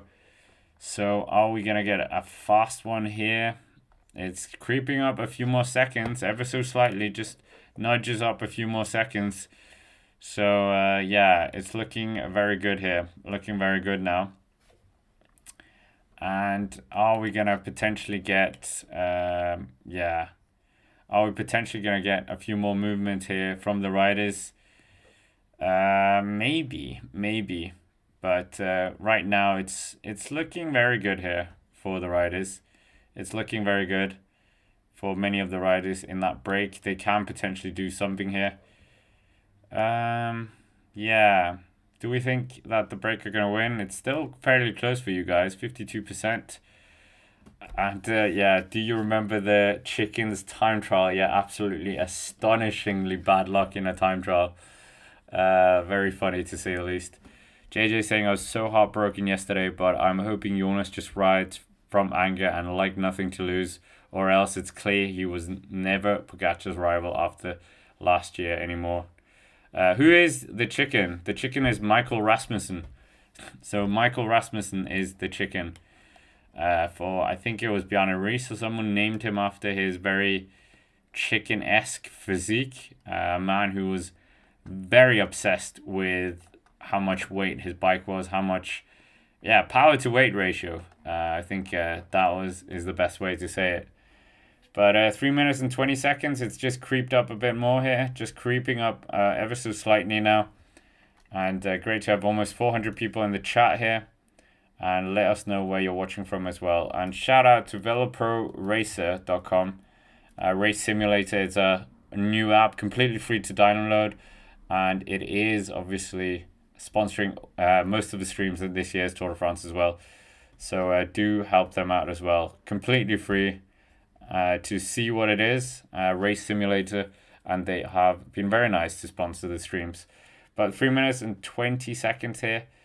13 minutes for John Milan and the other sprinters. So yeah, it's looking like it's not going to be a day where the sprinters get involved, even though you could maybe think some of the more robust sprinters could get involved, but yeah, it's not looking like that's going to happen here. What are we saying as well? Stage reeks of collusion. Mathieu van der Poel convenient in the break. Mathieu UAE and Alpecin had a conversation before the stage. Pogacar doesn't want the jersey right now. I think that could happen. Mark saying Pogacar made Jonas tax on stage 4 on his last attack. Jonas suffered on time trial yesterday. Yeah, I mean, that could also be a theory. Lamef is saying Visma Leasebike initially refused to let him wear it, fearing fines. After some last-minute negotiations, he started the stage in a modified version of the jersey with the logo removed. Okay, I think that was the polka dot jersey, was it not? Yeah, there we go. More info. Yeah, thank you guys. That was very good. Yeah, you guys are still saying 53 53% that we are going to get a win from the breakaway. But what were we saying as well is that we're very close to that next catch rise climb, 2.2 kilometers at 6.6%. We're seeing Warren Barguil here. Such a fantastic rider. So, yeah, very, very good riders, we know. But we are seeing that first group. They're almost, or the breakaway group, they're almost at the bottom of this climb now. And, yeah, they're going to be there very soon. So we could potentially see Eddie Dunbar win it once more. Maybe he's going to be able to do it. But for the time being, it's 3 minutes and 24 seconds. So it's just creeped up a few more seconds here. Yeah, Nils Pollitt, is he going to be able to do it for Tadej Pogacar to bring this back? No, I don't know. We need to see 4 or 5 minutes, I think. But we are getting closer to that 10 kilometers for 1 minute rule, or rule of thumb that you normally use. So, I mean, yeah, I think our poll is a very good indication of the situation as well. It's very, very kind of up in the air whether they're going to be able to stay away here. But great to have almost 400 people in the chat. Smash the like button as well and subscribe to the channel if you're new as well. We're getting ever closer to, I think, 55,000 subscribers. And for the time being, we're on 51.8 kilometers to go here of the stage. 3 minutes and 27 seconds. So we should almost be ticking off every 30 seconds. But yeah, it's looking quite good here. It's looking quite good for the breakaway. They can potentially do something here. Who knows? Who knows? Mathieu van der Poel winning a second stage, that would be very good. Imagine if he won tomorrow as well on the Mur de Bretagne in the yellow jersey. That would be quite iconic. But I think, yeah, there's a few riders that would try and deny him that. Principally Tadej Pogacar, I think. Pogacar definitely wants to try and get win number 101. And what would that be? His 19th stage victory in the Tour de France as well. Absolute monster. Absolute monster. No gifts are given when Tadej Pogacar is around in a bike race normally. But yeah, it's almost on that 3:30 mark now. Almost at 3:30 in terms of the lead. Ooh, riders just touching wheels here. They just got the corners wrong. The breakaway here, I think it was Ben Healy there. Ben Healy just touching one of the wheels there. So a bit of drama going on here in the break. Oh no, it was, yeah, I think he misjudged the corner a bit, Ben Healy, and almost crashed into Harold Other, but a good save by him. Nothing happened. And yeah,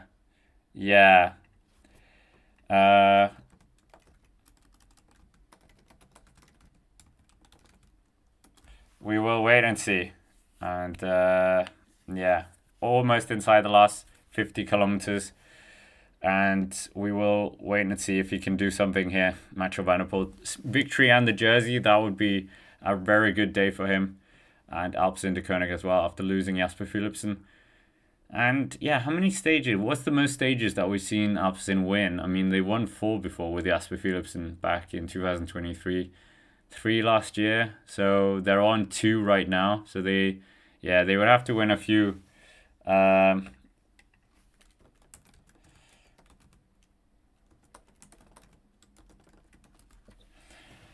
We'll wait and see here, but less than 50 kilometers, 3 minutes and 36 seconds here. So it has creeped past that mark. So the next mark is the 4 minute mark here, and Mathieu van der Poel is currently sitting in that jersey now outright. So he is virtually in the lead of this race, and we'll see if he can take it all the way to the line as well.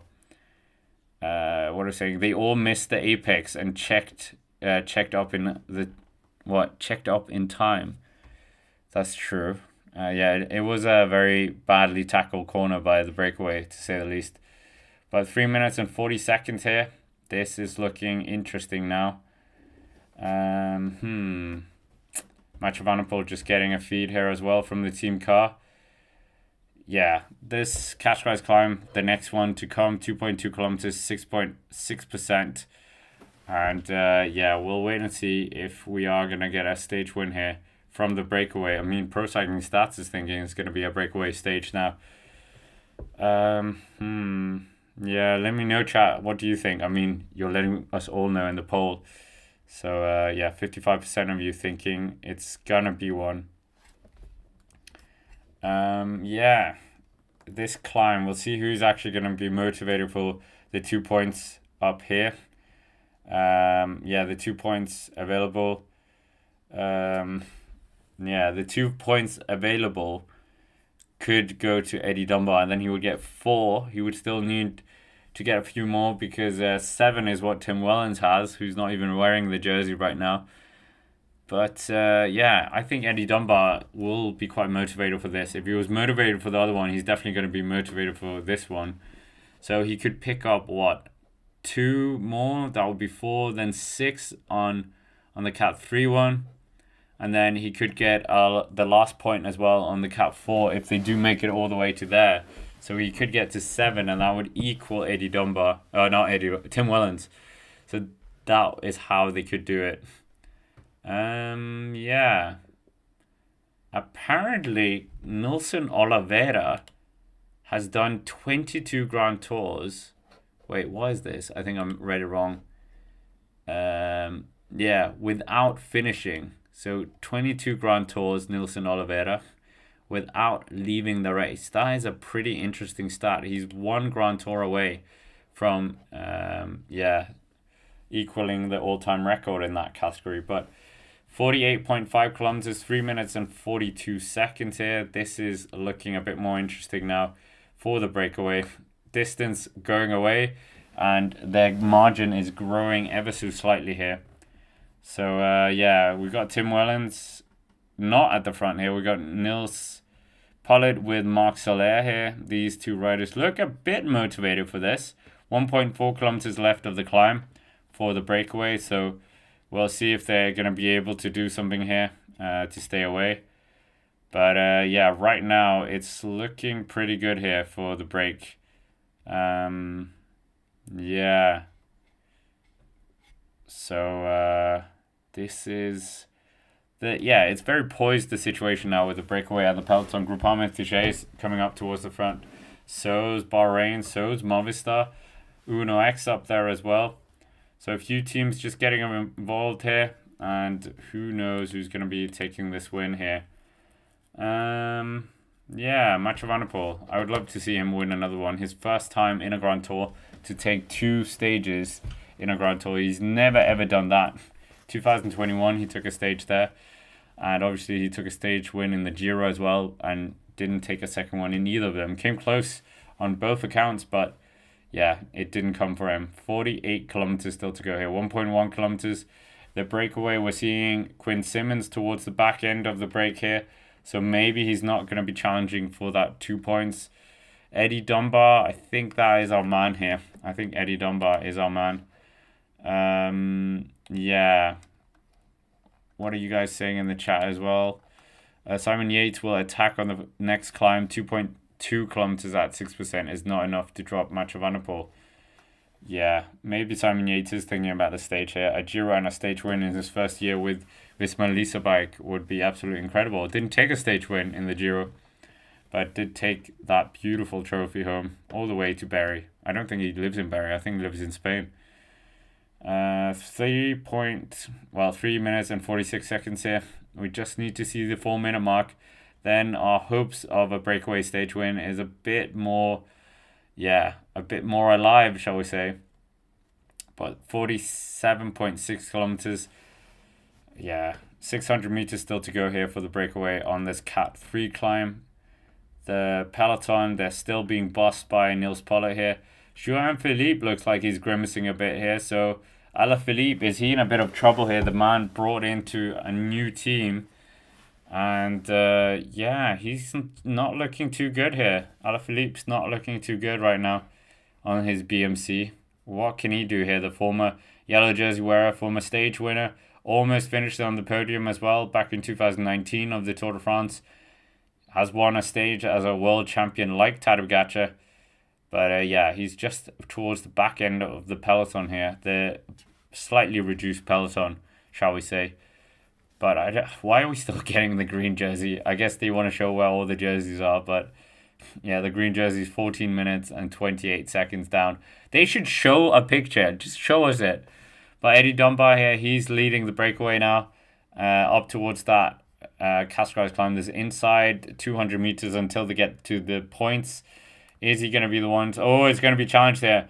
Michael Storer is just going for it as well. Eddie Dunbar looks, and is he going to be challenging the American or Australian? So Michael Storer gets the better of Eddie Dunbar here. So yeah, Eddie Dunbar unfortunately didn't take that. So it looked like Eddie Dunbar was going to be gifted this by the other riders, but yeah, Michael Storer just pouncing on him. And yeah, that was a bit of a shame for Eddie Dunbar. Should have been a bit more alert to that. He was looking down as well when the attack happened, almost. But he did clock on it to it straight away, firing off the Australian quite quickly. But then just, yeah, when it was evident that he wasn't going to win it, I think you also have to weigh up, the energy, if it's worth it to chase down 2 points. The hair's all over the place. It really needs a haircut. Yeah.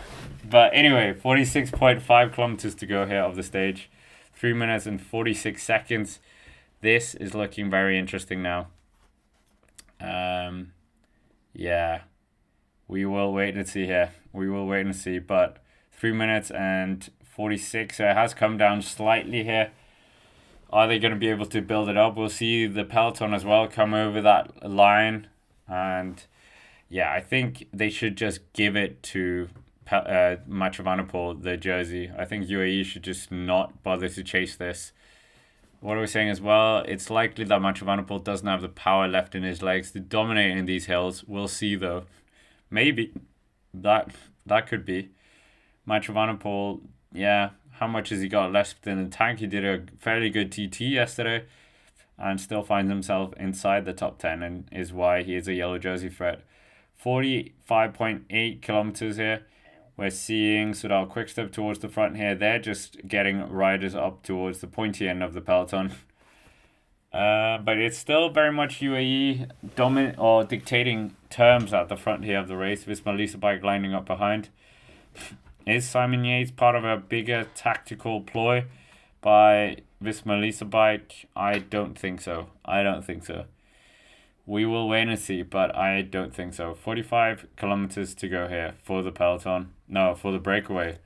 But the lead for the breakaway, it didn't get up to 4 minutes. It's 3 minutes and 42 seconds.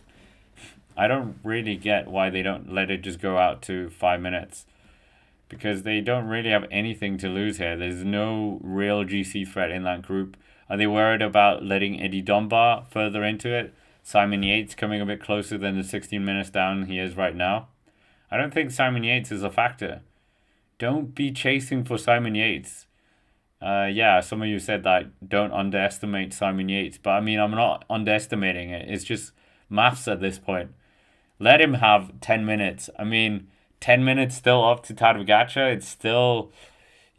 It's still very far away. 44.4 kilometers here. 3 minutes and 45 seconds. So it's not really doing too much here. But the riders, so we've just tackled the 2 of the 3 Cascais climbs, or we haven't. We're just enjoying sitting down, enjoying a coffee, enjoying whatever. But yeah, more stats here from Pro Cycling Stats. A number of career wins by the breakaway. Mathieu van der Poel has 55 career victories. That's crazy that Tadej Pogacar almost has double to the Flying Dutchman. Simon Yates on 35.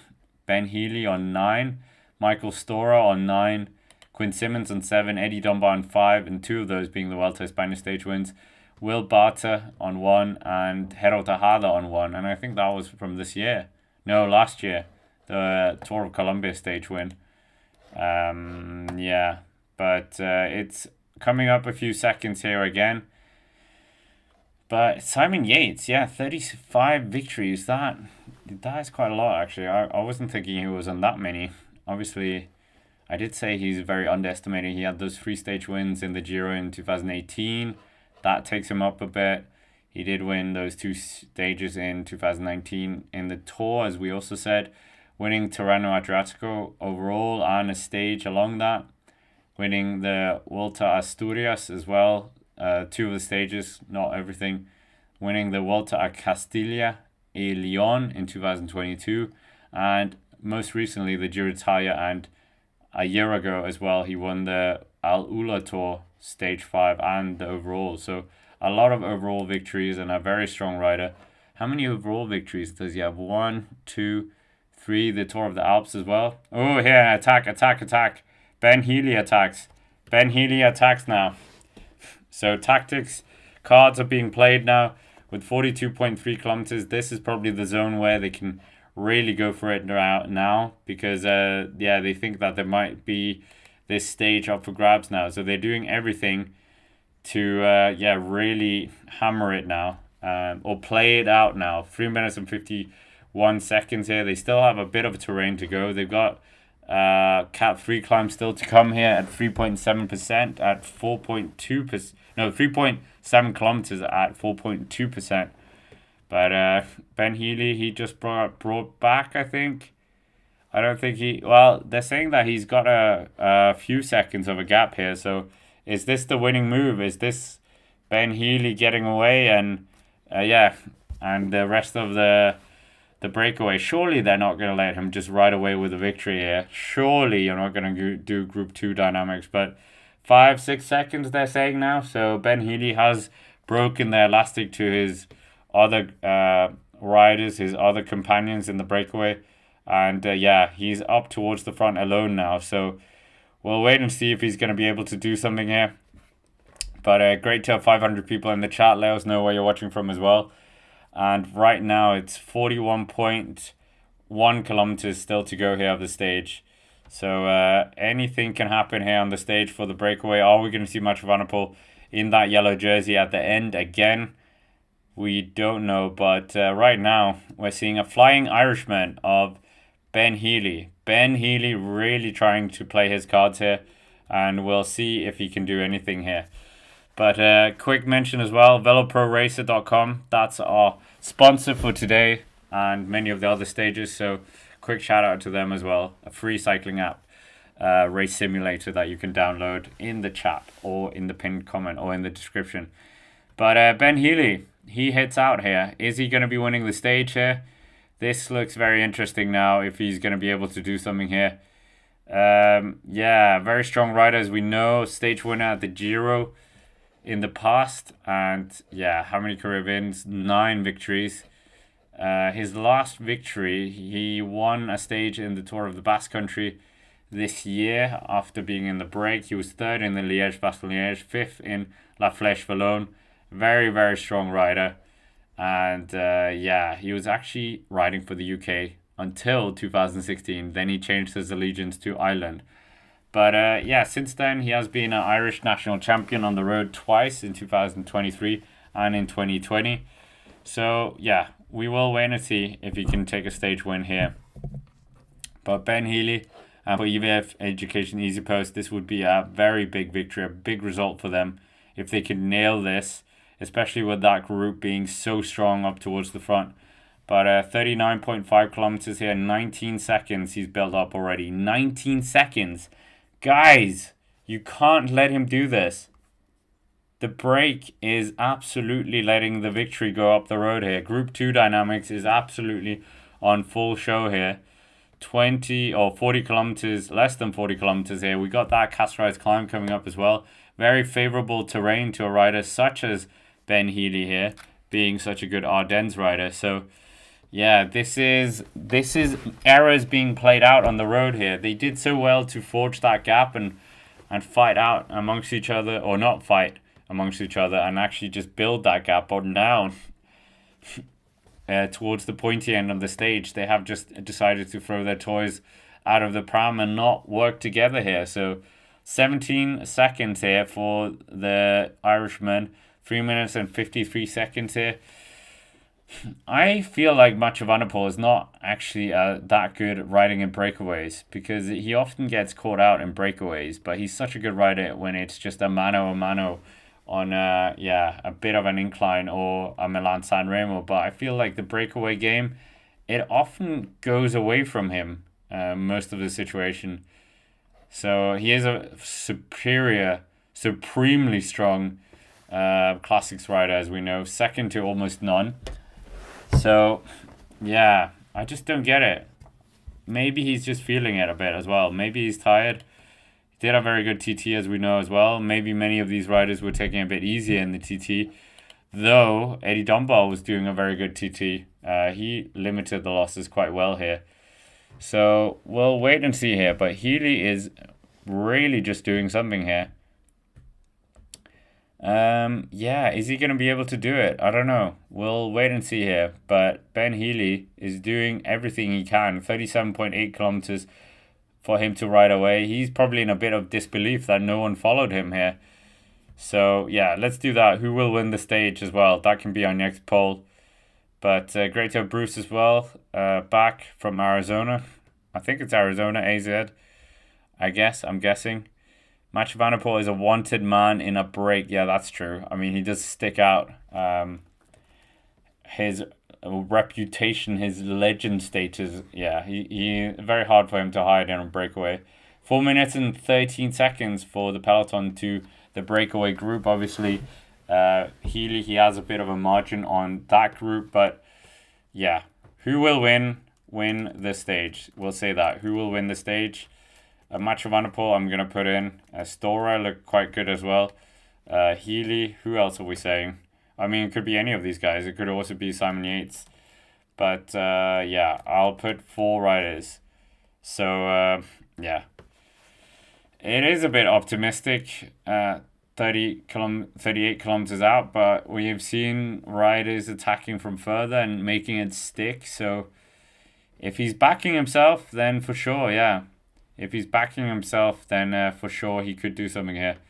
But 29 seconds here. 29 seconds.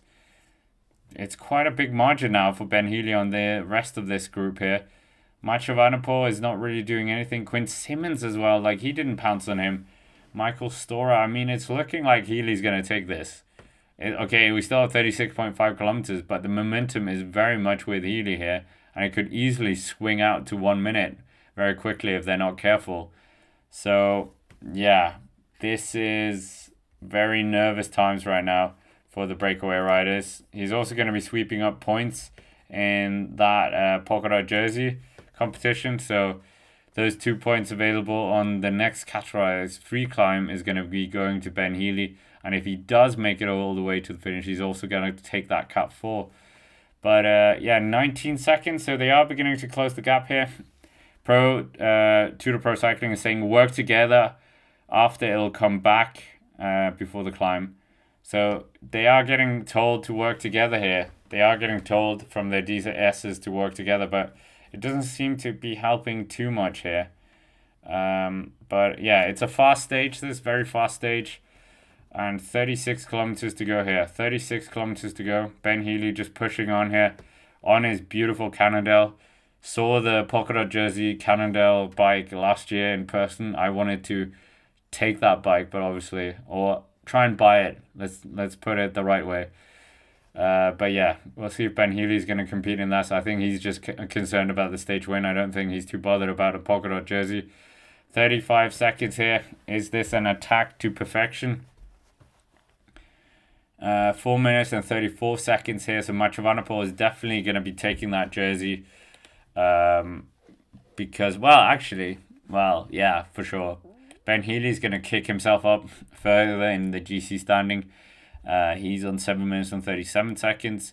It's not over, of course. There's still that Cat 3 climb, so someone could actually launch off there and try and bring him back. But yeah, we'll wait and see here. We'll wait and see. But Ben Healy's certainly doing a very good job here to put his name in for winning this stage here.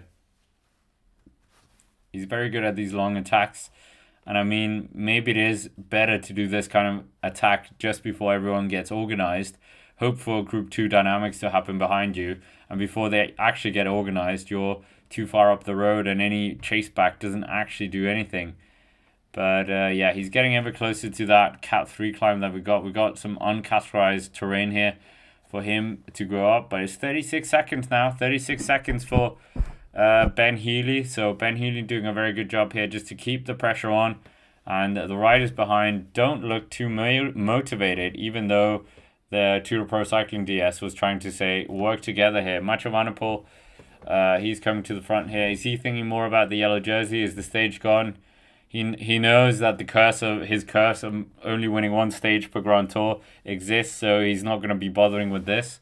Wasn't it last year as well, or was it last year where Ion Izagirre took the win, where Mathieu van der Poel was in that group as well, but just didn't happen. 34.9 kilometers here. What is going to happen here for the stage? What is going to happen? I don't know. It's certainly a very interesting look right now on the stage. Ben Healy doing his best here to stay up towards the front here. Geraint Thomas, we're seeing him, the 2018 Tour de France winner. But Ben Healy, we are probably going to be mentioning this man quite a lot now. He's got a 34-second lead here, getting closer to that Cat 3 climb, but the bunch really need to get organized behind if they're going to be able to do something here. Are they going to do it? That is the big question. Are they going to do it here? Are they going to be able to do it? It's almost 5 minutes between the peloton now and the chasers of Ben Healy. So Ben Healy, the group behind him, they have got a huge margin to the peloton right now. So, yeah, what is going to happen here? Ben Healy looks like he is going to be taking this victory. Yeah, good win for EF Education Easy Post after not having Richard Carapaz last minute come to the race. So we will wait and see. What are we saying as well? Pogacar is the youngest rider to hit 100 wins. He's already the GOAT. Yeah, many people are saying that. Still needs to get, 273 victories, I guess, and join the 5 Tour de France club. And win the 3 Grand Tours. But he's podiumed every single monument, and yeah, I'm pretty sure he's going to win all the monuments by the time he retires. But 33.7 kilometers here. 40 seconds for Ben Healy. 40 seconds. Yeah, I think as a Mathieu van der Poel fan, I have to throw in the towel here. I think it's done. I don't think they're going to bring him back here. Yes, we still have 33.4 kilometers. But that second group, the Group 2 dynamics here, is absolutely going crazy right now. You thought they were going to do something here. But, yeah, no. A masterclass in riding breakaways here from Ben Healy to manage the situation and pounce at the right moment to get rid of all your other all your other rivals here. And it just seems like nobody's closing this gap now. We're in 47 seconds. So it's already increased quite a lot. So, yeah, commiserations to Mathieu van der Poel. No stage win. I don't think it's happening, guys. I think it's gone. I think the stage is over. We watched enough bike racing to know this kind of thing as well. I think it's done. I think this is done. I don't think they're bringing it back already. Yeah, and I don't think the peloton are bringing the other guys back either. So, yeah, what could have been here. But Mathieu van der Poel, unfortunately, this could have been a second stage. But, yeah, oh well. But Ben Healy now, I think it's going to go up to over a minute as well. It's on, 32.2 kilometers still to go here, but 47 seconds. I think it's going to shoot up to a minute. When it gets over the minute and 15, I think the break behind are just going to give up. I think they're just going to ride together, but they're just going to be like, meh. But it's just a shame, isn't it? You've worked so well together, and then you just throw it away like this. It's just, guys, I can't believe what I'm watching. We've seen this so many times in the past. And it seems like every time I've seen Mathieu van der Poel in a breakaway, this kind of things happens. And it is him that is not partly responsible, but he's just thrown away. What are we seeing here? I'm done for today is what we got here on the radio. Was that Niels Pollitt? I'm done for today. Okay, I think it was Niels Pollitt that said, I'm done, guys. I'm not doing any more. I'm done. I'm not going to do any more. So, yeah. Over for Niels Pollitt. And, yeah, for the time being, we'll wait and see if there's going to be anything happening here on the stage. with Ben Healy so far ahead here. Ah, Ben Healy. He's absolutely killed this stage, and to some respect. But I mean, it's going to be a great win for EF Education Easy Post. 3.7 kilometers for this Cat 3 climb that we got coming up now. 4.5%, so nothing too hard for him to juggle with. So yeah, Ben Healy, he's in a very good position here. I think the margin might just move up a bit more. Yeah, this is looking very good now. Yeah, Shane, actually that is true. He's getting the Peter Sagan treatment. That is very true. So yeah, that is very true. 30.6 kilometers to go here. And Ben Healy is doing a great ride here on the final of these Cat 3 climbs that we saw. Final of the 5 Cat 3 climbs that we've had. And yeah, extending his lead ever so slightly with a few seconds. And we'll wait and see what's going to happen here. Are they going to be able to form some kind of cohesion here to try and battle back here? But it doesn't seem like it's going to happen here. It seems like this stage is probably done. For the stage win. I think Ben Healy will be our victor. And that's what I'm voting in the poll. So 45% of you voted for him. And it's not that I'm in defeat. Obviously, I wanted to see Michael van der Poel win. But I'm just saying we would have liked to have seen a bit more of a ding-dong battle. I don't really care who wins out of the breakaway. But this kind of situation is frustrating because you're like, guys, you're throwing away a stage win of the Tour de France by not working well together.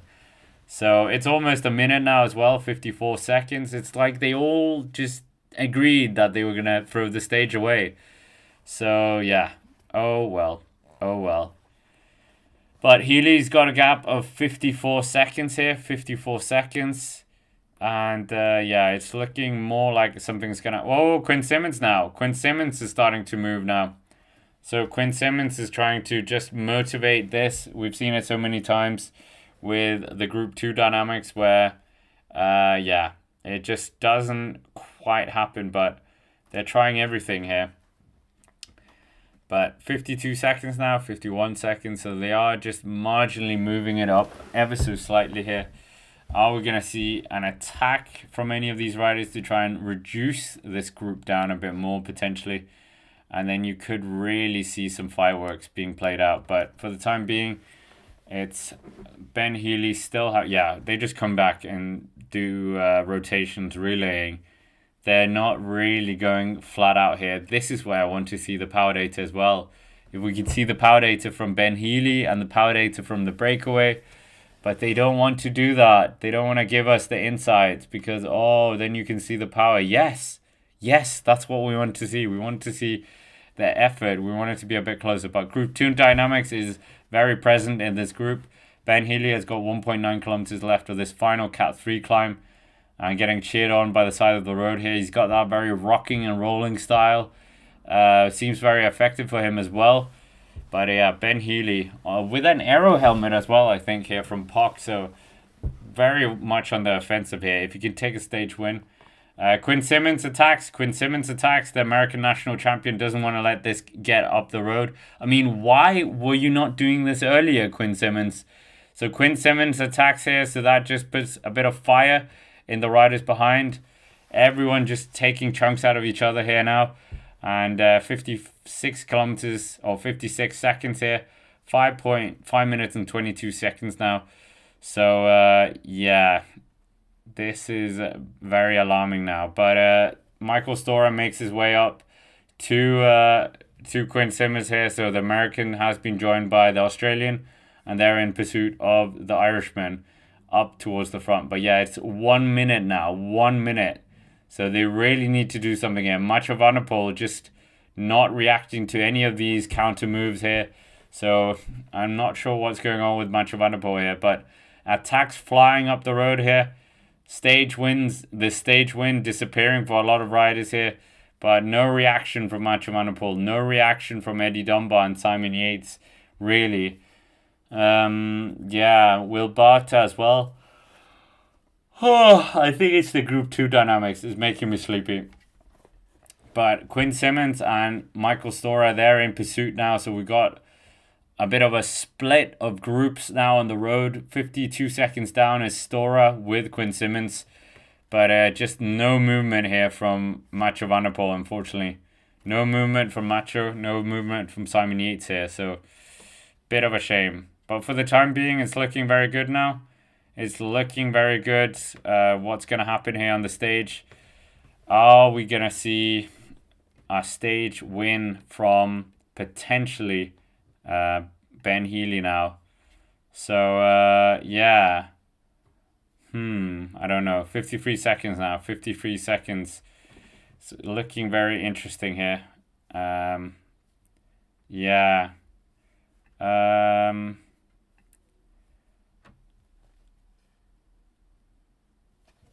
We will wait and see. 52 seconds here. 53 seconds. 700 meters still to go here of the stage.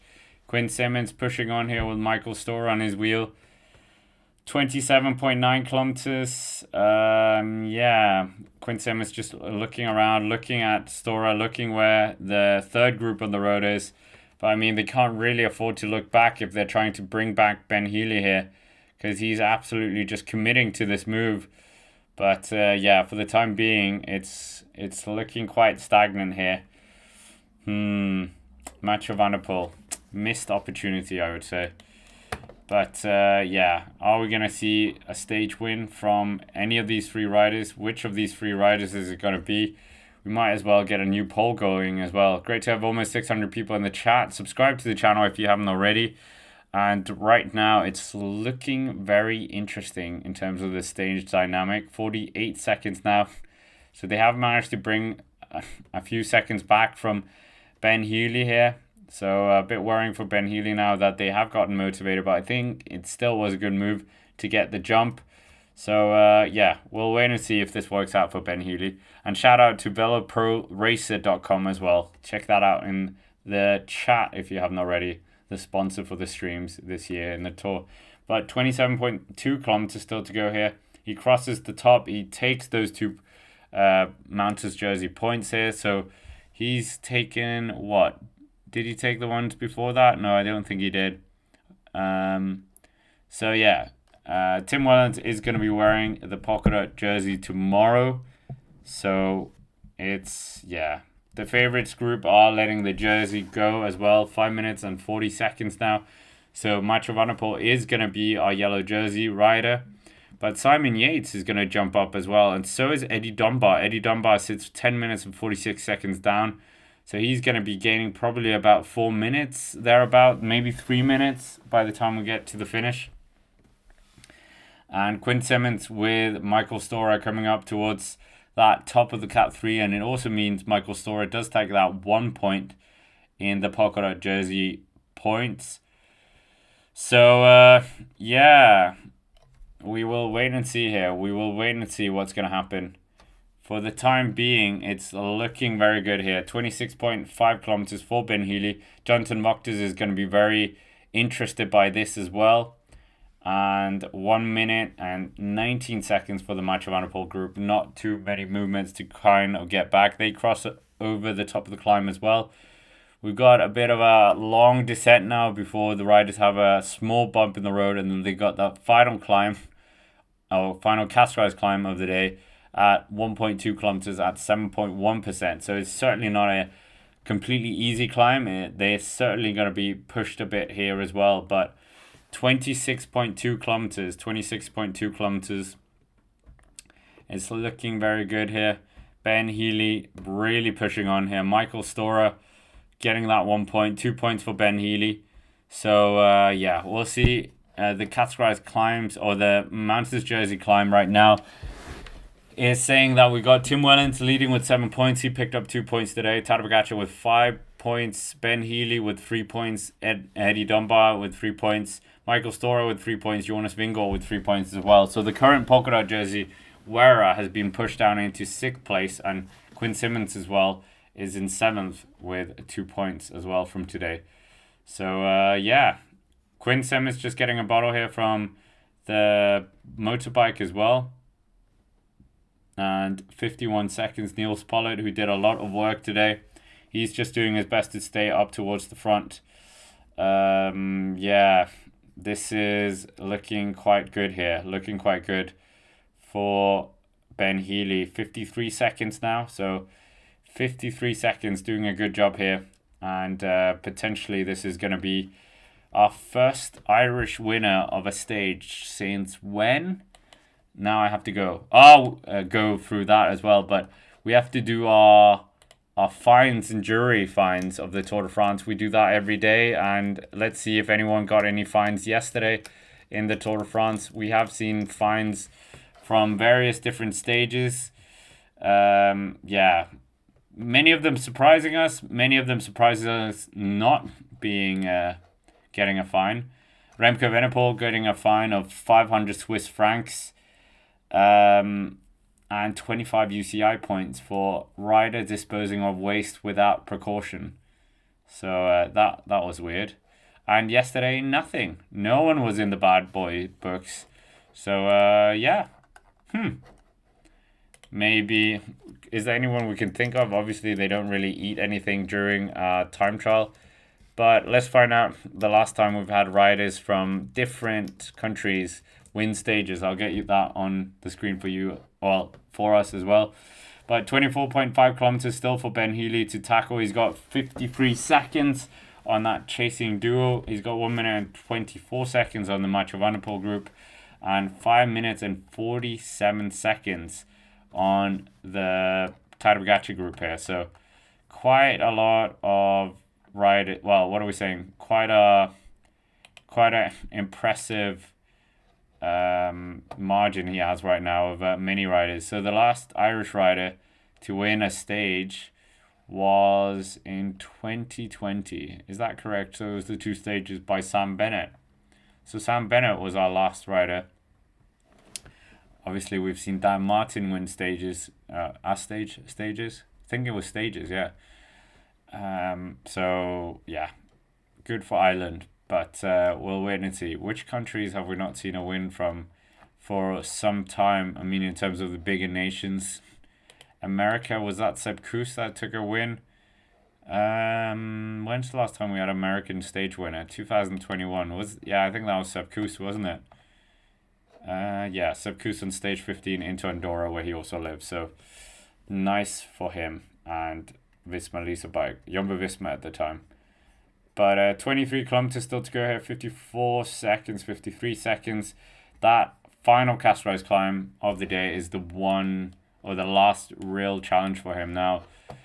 A long, kind of fast section now downhill. So we'll see how good of a descender he is. He's 7 minutes and 37 seconds down in GC. So he would move up in GC as well. And I think he might be a bit annoyed at that, because then he can't attack in other breakaways. But obviously, if he takes a stage win, he isn't going to care at all. Johnny G is saying it sounds like Mathieu Van der Poel is fried. Yeah, maybe the time trial yesterday took a bit out of him. And I think it's also good to see that Mathieu Van der Poel has these human moments in this age of superhuman riders. But obviously you see him in Paris-Roubaix and he's absolutely untouchable there on the cobbles. I still don't understand how they can go so fast over the cobbles. It's absolutely impressive. But 22 kilometers still to go here. 22 kilometers. Are we going to see our first EF Education Easy Post win since Richard Carapaz last year? So Jonathan Wachters is going to be very happy about this as well, if they can get this win here. But Ben Healy, very, very good rider. Very good rider. And maybe he can do something here. Has had a very interesting path into pro cycling. He's had numerous big results as well.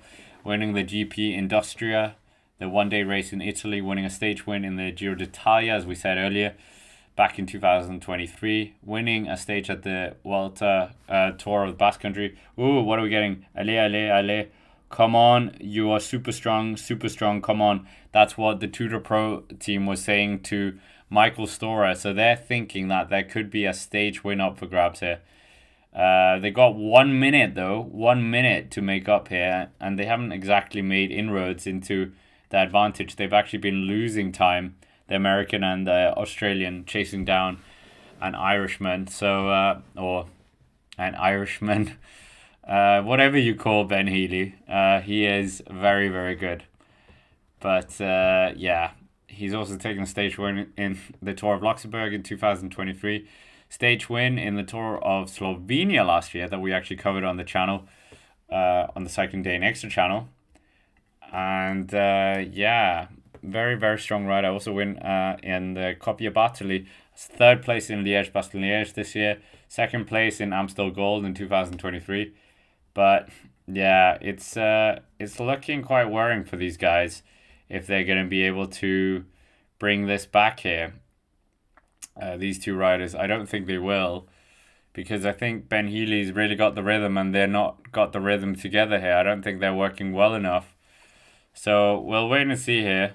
But for the time being, Ben Healy is motoring down this fast section. Bit of a descent here. He's got the motorbike a bit further up. Maybe could he get a bit of draft here potentially? No, I think it might be a bit too far up here. But he's doing a great job here, Ben Healy, to measure himself. Year for Education Easy Post. This win would absolutely be electric for him. Well, for John Tavoctas and the team, the mood might be quite down after Carapaz, but it seems like they're a very aggressive team. We've seen Casper Asgreen already in this year's Tour de France looking quite poised. But the third group, they are working quite well together here. It seems Yates, Mathieu Van der Poel, Movistar's Will Barter as well, Jaco Ayula with Eddie Dunbar. But I do think it's a missed opportunity for Eddie Dunbar perhaps to really jet fuel himself up into the GC here now that the yellow jersey group have decided to take the foot off the pedal here. But 6 minutes and 9 seconds, 6 minutes and 9 seconds. It's looking very interesting now for, yeah, Mathieu Van der Poel. How long is he thinking maybe he needs as much energy as possible to keep on with that yellow jersey for as long as possible? But we're into 18.5 kilometers to go here. 18.5 kilometers. Yeah, this is looking interesting. This is looking quite fascinating. That Tadej Pogacar is losing yellow. That is very funny. Obviously, it's a great strategy by the team. Let's not kid ourselves. They don't want the extra pressure of the podium, the podium proceedings, all these things, even though Tim Wellens is definitely going to be on the podium wearing that polka dot jersey. But yeah, for Tadej and them, also just not having the responsibility of managing the gap for the break, I think that's also a very important thing for them. So we'll wait and see what happens here. But Ben Healy is just doing his best to really put the pressure on here and keep this up. 17.8 kilometers, 17.8 kilometers here. So there's still a bit of riding to go for him. But right now, it's looking very good for Ben Healy. And this third group on the road, they look a bit more motivated here. But yeah, they probably could catch the duo up in front here. So yeah, 1 minute and 17 seconds here. 1 minute and 17 seconds for Quinn Simmons and Michael Storer. I think they are going to catch them now. I think they are actually going to catch them. So we'll wait and see here. But yeah, this is, yeah, a little too late, I think. 17.4 kilometers. We are going to get a win here from Ben Healy, I think. I don't think anyone's going to be able to do anything about this. I think the win is coming to Ben Healy. 8.9%. That is the last categorized climb. No, actually, this is an uncategorized climb that's coming up. 750 meters, 8.9%. And then he's got the last categorized climb. And there's also another uncategorized climb. So there's actually 3 climbs to go. There's 5 kilometers until he gets to Vire, which is 750 meters at 8.9%. And then after that, we'll have the next categorized climb. So, yeah, looking very good right now. Yeah, Mathieu Van der Poel, not quite where we were expecting, to be honest. So, yeah, we will wait and see. But smash the like button as well. As Rhonda said, we're almost at 200 likes. We can do far better as well. But, yeah, Match for Vanderpool, Eddie Dunbar, for them, well, more Eddie Dunbar, I think, because he could really get himself into this GC picture as well. So, 1 minute and 53 seconds. 1 minute and 53 seconds here for the Match of Vanderpool group. They've got around a 4.5 minute advantage on the Tadej Pogacar group. So the top 10 is absolutely going to go all over the place here. It's going to go absolutely all over the place. So we'll wait and see. We'll wait and see what's going to happen here on the stage. But 1 minute and 56 seconds. Come on, Macho. You just need to keep on going here, because every second here you can get is a second longer in that GC. I'm thinking more about Eddie Dunbar here. But 4.5 minutes would also move Simon Yates up a bit, but I mean, he would still be over 10 minutes away. Shane is saying Mathieu Van der Poel will lose 30 minutes on Col de la Loze. I don't even know if Mathieu Van der Poel is going to be here, so I think that's also something to think about as well. I think Mathieu Van der Poel is going to be struggling. I don't think he's going to be a pointy end tomorrow. He's currently got 2 minutes and 50 seconds of a lead right now to Tadej Pogacar. If they were to stop the stage right now, we're almost at 600 people as well. So welcome everyone. And we'll wait and see what's going to happen here on the stage. But it's looking like it's a done deal potentially. The virtual classification has also moved Ben Healy for the time being up into 7th place. So he will really benefit from this as well. And I think we will see Eddie Dunbar go past his teammate of Ben O'Connor as well in the GC. He might not get into top 10, but he'll definitely very, very close here. So, 14.6 kilometers. We're getting close to that first of those 3 climbs that he's got to tackle here. But it's looking very much like that move was the win of the day. So, Ben Healy. It was 302 days. Oh no, is this his age? Oh, he is 24 years and 302 days old. I feel like he's older. I almost felt like he was 28. But another one of those very, very talented riders coming through the ranks. And it's looking like he's going to take his second stage win here in a Grand Tour. He just needs the Vuelta a España. If he can get the Vuelta a España as well, that would be very interesting to say the least. But for whatever reason, Pro Cycling Stats don't really have Eddie Dunbar in the right place, I think. I think they put him in the wrong place. Nevertheless, UAE taking a day off, and they're going to take a few more day offs tomorrow, I think. Well, if Tadej Pogacar is going to win the Tour de Britannia, they're going to be pacing there, so it will all be for nothing here. But 1 minute and 35 seconds here. 1 minute and 35 seconds. It is over this, guys. I don't think he's going to be caught here. And Healy is doing a very good job here. 13.43 kilometers. But with every pedal stroke as well, Healy's going to be moving up in the GC. He's 5th now in the GC. So Healy could find himself on the virtual podium before the end of this if they don't do something here. But the peloton having a day off. Obviously, there's the Tour de Britannia coming up. Maybe yesterday was a bit hard. Well, no, probably not. It was the time trial. And many of the riders, it's just like a 40 minute effort for them. And then they can just rest up. It's not like a 6 hour effort in mountains. So Ben Healy here, really pushing on here. 12.7 kilometers still to go here for him. Is he going to be able to win this stage? It looks like it is going to be his for the taking.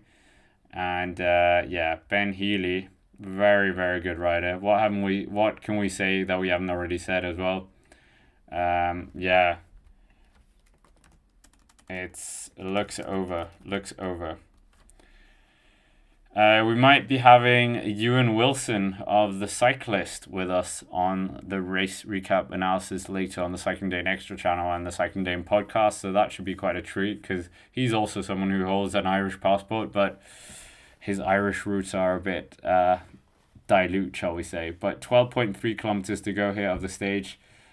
And Ben Healy really just pushing on now. Are we going to get a stage win from him? It seems almost certain now, so we might as well get a new poll as well. What are we saying? Scott, I thought you called it too early, but I think you're right.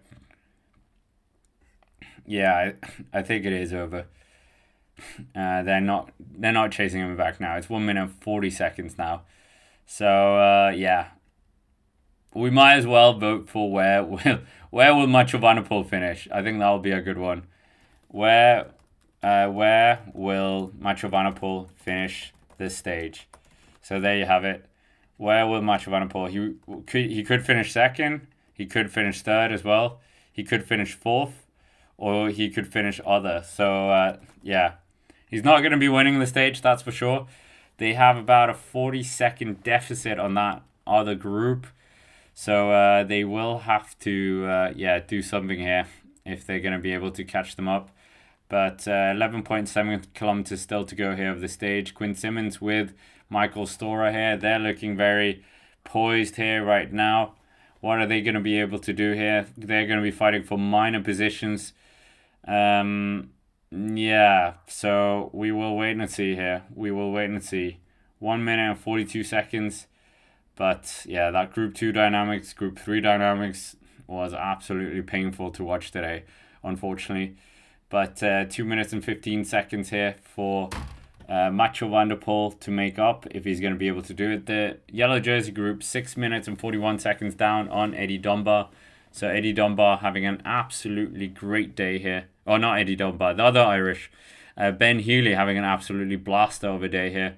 Doing his best aerotuck position tribute right now, trying to eke out as much time as possible. 11 kilometers to go. What an incredible day this will be for him. Lamef is saying the Milan group is at 21 minutes 47 seconds. Oh my goodness. Are they going to make the time cut at this rate? Yeah, they're just going for a coffee as well, doing everything. So yeah, it's Michael Storer with Quinn Simmons here. 1 minute and 42 seconds. What could have been for these guys? They got inside 40 seconds, but I think they're going to be caught by the third group here. But for the time being, it's looking like everyone's thrown the towel in the ring here, and Ben Healy is going to be winning this. I'm absolutely astonished that they let him go so easily here. So, yeah, we will wait and see.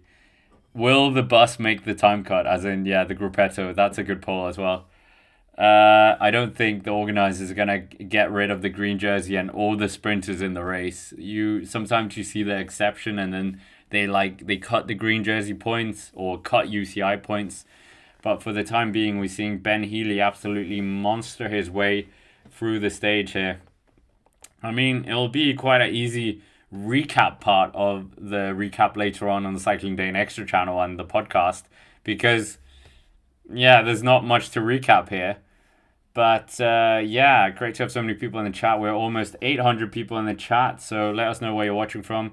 Who you think is going to be finishing second place as well, because first place is absolutely being ridden away here by Ben Healy. Great ride by him. EF Education Easy Post are going to add another stage win to their fantastic team history in the Tour de France. Jonathan Mokhtar is going to be very happy about this. And right now, it's a very close poll where Mathieu van der Poel is going to be finishing here. Come on, Mathieu, push. You can extend your lead in the yellow jersey a bit more in this virtual one. You need every second you can. And same for Eddie Dunbar. Like, you want to climb up this GC. Yeah, but Mathieu van der Poel, he is leading the virtual classification right now. Ben Healy will move up into fourth place right now. I think he might just catch Remco Evenepoel as well, because Remco is only 5 seconds ahead of him in the virtual classification. Are we going to see GC Healy here? Is GC Healy going to be a thing? We will wait and see here. We will wait and see. But for the time being, it's looking interesting here, to say the least. But inside the last 8.5 kilometers here, the Quinn Simmons and Michael Storer, they come into the last 10 kilometers here as well. So, yeah, 8.3 kilometers here. It's a done deal, isn't it? We still have that, or they still have that Cat 4 climb to go. We'll have a bit of a wait for the GC as well. So, yeah, this stage was a bit of a snooze fest on a Thursday, but yeah, not too bad. Not too bad at all. We'll wait and see what happens here. But a great stage for Mathieu van der Poel to get through, and to get that jersey back will be very favourable for the team, because there's so much publicity, as we know, with that jersey. So yeah, he's going to extend his number of days in that jersey. So yeah, very good to see from Mathieu van der Poel. We've got what? Quinn Simmons attacking hard now, but I mean, mate, it's 2 minutes up the road now. It's all too little now. All too little. Yeah. All too little now, unfortunately. So we'll wait and see what happens between these two. We could even do who would finish second. I think that's a better poll than what I've done here. But you guys seem to just think that he's going to be finishing second here. Bit of a snooze fest. Tomorrow hopefully is a bit better. But 7.3 kilometers still to go here of the stage. Let's do that. Who will finish second? I think that's a better one. Who will finish second? Will it be MVDP? Will it be Simmons? Will it be Stora? Or will it be other? I think, well, are we going to put Simon Yates? Yeah, let's put Simon Yates. It could be Dunbar equally. But yeah. 6.9 kilometers here. Ben Healy, what is he going to be thinking about here? This will be absolutely fantastic for him. Absolutely fantastic for the team. He seems like, yeah, we saw him last year in the Rouleur Cycling, what's it called, Expo. And yeah, he's a very fashionable guy as well off the bike. So Ben Healy pushing as much as he can here. 6.5 kilometers to go here for the EF Education Easy Post rider. And Cannondale will love this as well. Cannondale will absolutely love this. After not having Richard Carapaz in here. And according to Pro Cycling Stats, this would be the 318th win for EF Education Easy Post in total. So that is quite a win as well. The 300th win came in the Tour of Langkawi with Simon Carr. So we'll wait and see here. But they aren't a team that often win at Tour de France stages. So this will be, for certain, a very popular one within the team.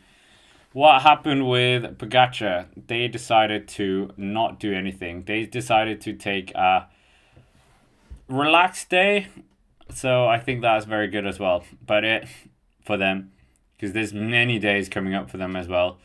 So make sure to smash the like button as well. We're only on 213. Subscribe to the channel as well if you're new here, because that really helps us out. And we have got the recap race analysis later on the channel, so do check that out as well. But 2 minutes and 10 seconds is what we've got left here. 2 minutes and 10 seconds. Well, 2 minutes and 10 seconds for them if they were going to be able to make it up to the front of Ben Healy. But Ben Healy is coming to that last Castellars climb, the fourth Castellars climb of the day, or the Cat 4 climb, the final Castellars climb, but there is one on Castellars climb left. 1.2 kilometers at 7.2%. This should be nothing for him. And we'll wait and see if this is... Well, he's going to take the points now in that classification as well. So, yeah. But, I mean, since it's a bit boring right now, it's kind of done. It's over. It's sealed, signed, sealed, delivered. This is a great opportunity to check out the Cycling Dane podcast as well, available on Spotify if you haven't already. And we would really like your support on that as well. We'll do the recap after the stage. Special guests coming up for the next few stages, because we haven't got Ewan anymore. We have got Ewan potentially today, but we haven't got Patrick anymore. He's making his way down to Mont Ventoux via Alpe d'Huez, so I'm sure we're going to get some content out of that as well. But less than 800 meters to go here for Ben Healy. 2 minutes and 16 seconds for Quinn Simmons with Michael Stora to make up here. But behind them, yeah, I am not even sure the Mathieu van der Poel group is going to catch them right now, because they are... Yeah, Mathieu van der Poel as well did go for the intermediate sprint earlier in the green jersey. So he should have gone hard here as well, because there's more green jersey points available at the finish. So if that was the thinking for them, yeah. But maybe the legs are not there. Maybe the legs are just not there. He did a very good time trial yesterday. He has been up there in a number of stages. So maybe he just needs a few days to just recover, and then he'll be back and really go for that green jersey.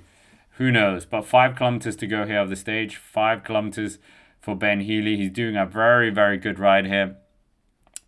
And yeah, 500 meters left of this Cat 4 climb. This could be a very, very good one, to say the least, for him. Is he going to be able to do something here? It looks very likely now. It looks very likely that... well, no, it was likely. We called it like ages ago. Come on, guys. So we will wait and see here. We'll wait and see. But for the time being, it's more interesting. Well, of course it's interesting to see Ben Healy take the stage win. But in terms of the excitement, because the excitement's gone now. That's dead. So we'll wait and see. What are we saying, Rhonda? When the Dane takes the day off from us and you try to listen to anyone else, you know for sure this is the best commentary. Don't worry, no days off this time. No days off on this Tour de France. So we will be doing it every single day. And you can see my hair growing or getting cut. That is the big intrigue, the big plot following of all these,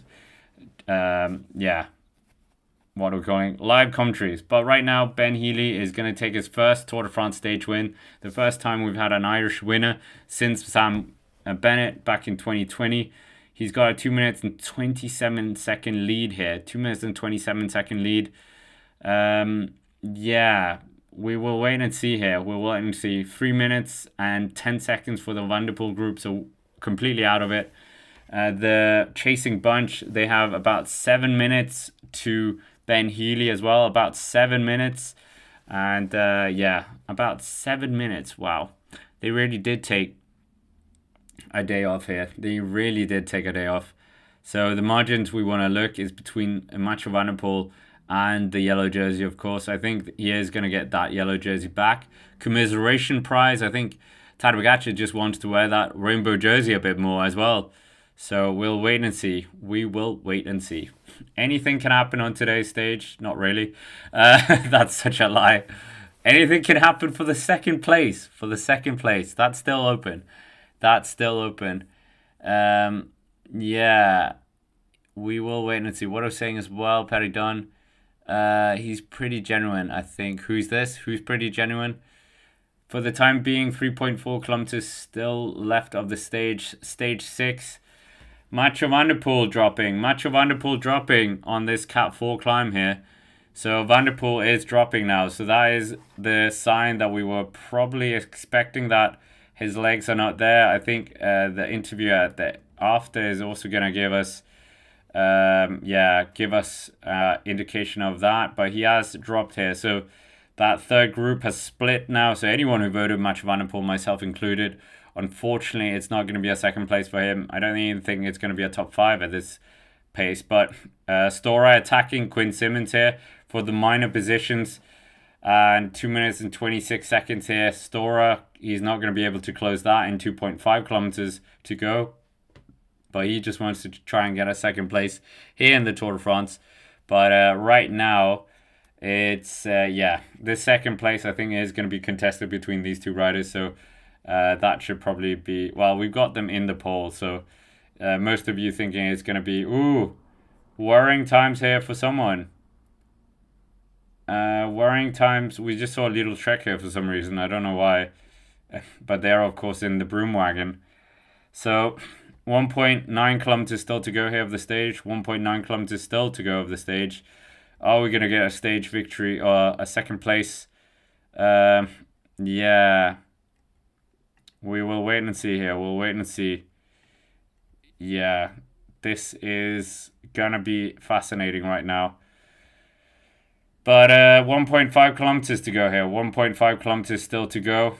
Are we going to get a stage win from EF Education Easy Post again in this year's Tour de France? They've brought a very box of tricks team, if you will. And 2 minutes and 25 seconds here. 2 minutes and 25 seconds. Ben Healy, 1 minute, 1.2 kilometers, well over 1 minute. He's got 2 minutes and 24 seconds on the riders behind. Yeah. We will wait and see here. We will wait and see. But for the time being, Ben Healy is just soaking in the atmosphere. We're inside the last kilometer, and we all know what that means. that means I have to mention our sponsor, veloproracer.com, one last time. And check out that app in the chat as well. And yeah, thank you for them for sponsoring us. Very good race simulation and a developing app as well. That will be very interesting. But inside the last 700 meters here for Ben Healy, this is incredible to see. Inside the last 700 meters, inside the last 600 meters as well. We'll see if you guys are, looking to see if, what are we saying? Ben Healy, how far up he can get as well in this standings, because I think he's going to be challenging the third place of one man Remco Evenepoel. So Remco Evenepoel is going to move down the podium. He's ahead of Jonas Vingegaard in the GC as well. But Ben Healy here soaking up everything. But yeah, worrying times for Macho Evenepoel fans. But right now, Ben Healy coming towards the line here. He's soaking everything up here. Every single moment is beautiful for this man. What a win this is. This is one he's going to remember for a very long time. And what an absolutely incredible effort by him. And we'll start the clock and see where he finishes by the end of this as well. We'll see if he's going to be able to get inside that third place. Before I disappear, we'll get the GC, the top 10. And then I'll scurry off, do the race recap analysis with Ewan. And that should be quite funny. Wow. Interesting. It's not the most exciting stage, let's say that, but it is something. It is interesting in its own right here, and a great result for EF Education Easy Post, and a great win for Ben Healy and for Irish Cycling, getting a win for the first time since 2020. This is a day he's going to remember for a very long time, and EF Education Easy Post losing Richard Carapaz quite close to the start of the Tour de France. And now he's going to take it. This is a great comeback for them. Absolutely incredible team, to say the least. And takes the win. So the clock starts now, and we'll see where he's going to be. We will wait and see here. We'll wait and see what's going to happen here. But the second place, we're getting the Movistar rider Will Barter with Eddie Dunbar as well, Simon Yates. They're up. They're trying to close the gap here as well. Simon Yates riding a bit, taking it quite easy here towards the front. But Quinn Simmons versus Michael Storer here for the minor positions as well. This is looking very interesting here. But Ben Healy has done a very interesting thing here today, joining that club of riders who have won a stage not just in the Giro but also in the Tour de France. This is going to really put him on the map even more than he already was. 24 years young and taking a stage win at the Tour de France. But interest heads towards that of Quinn Simmons and Michael Storer. Who's going to be winning that second place? We were wrong as a community in terms of who was going to finish there. And we'll have to wait and see what's going to happen now. This is looking very electric now. Are we going to get a win from, or not a win, but minor positions from Quinn Simmons, or is it going to be from Michael Storer here? Both of them looking fairly fatigued as well. Both of them looking quite tested and tried after today's stage. But we'll wait and see here. Quinn Simmons looks behind, make sure there's no one. I think Quinn Simmons has this one in the bag. I think he's got it in the bag, if I'm honest. But it's looking very good here. Quinn Simmons, what can he do here? Can he finish it off? This Michael Storer, he's looking a bit tired as well. I think Quinn Simmons is probably the man I would have in a sprint head-to-head between these two people. It is a bit of an incline as well. But are we going to get the American national champion here finishing second, or is it going to be Tudor Pro Cycling in their first Tour de France getting it? Quinn Simmons looks like he's just upping the tempo here, trying to get out of the saddle, but Michael Storer mugs him here. He attacks. Is there any response from the American? The American tries to respond. Is he getting on the wheel? Michael Storer trying to be very elusive, going all over the place. But I think Quinn Simmons has got more in the tank here. Quinn Simmons comes around Michael Storer here. And it is going to be Quinn Simmons who finishes in second place on the day. Second place on the day for him. And Quinn Simmons is going to take the second place. Michael Storer is going to take third place here.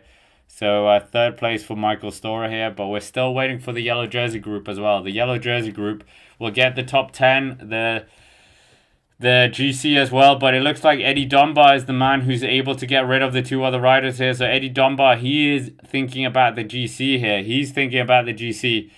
And thank you, Paddy Dunn, as well, for a bit of coffee money, or I guess Guinness money here. And Eddie Dunbar here, absolutely just hitting it out here on a day where the Irish take the stage win. We are going to get two Irishmen in the top 4 here.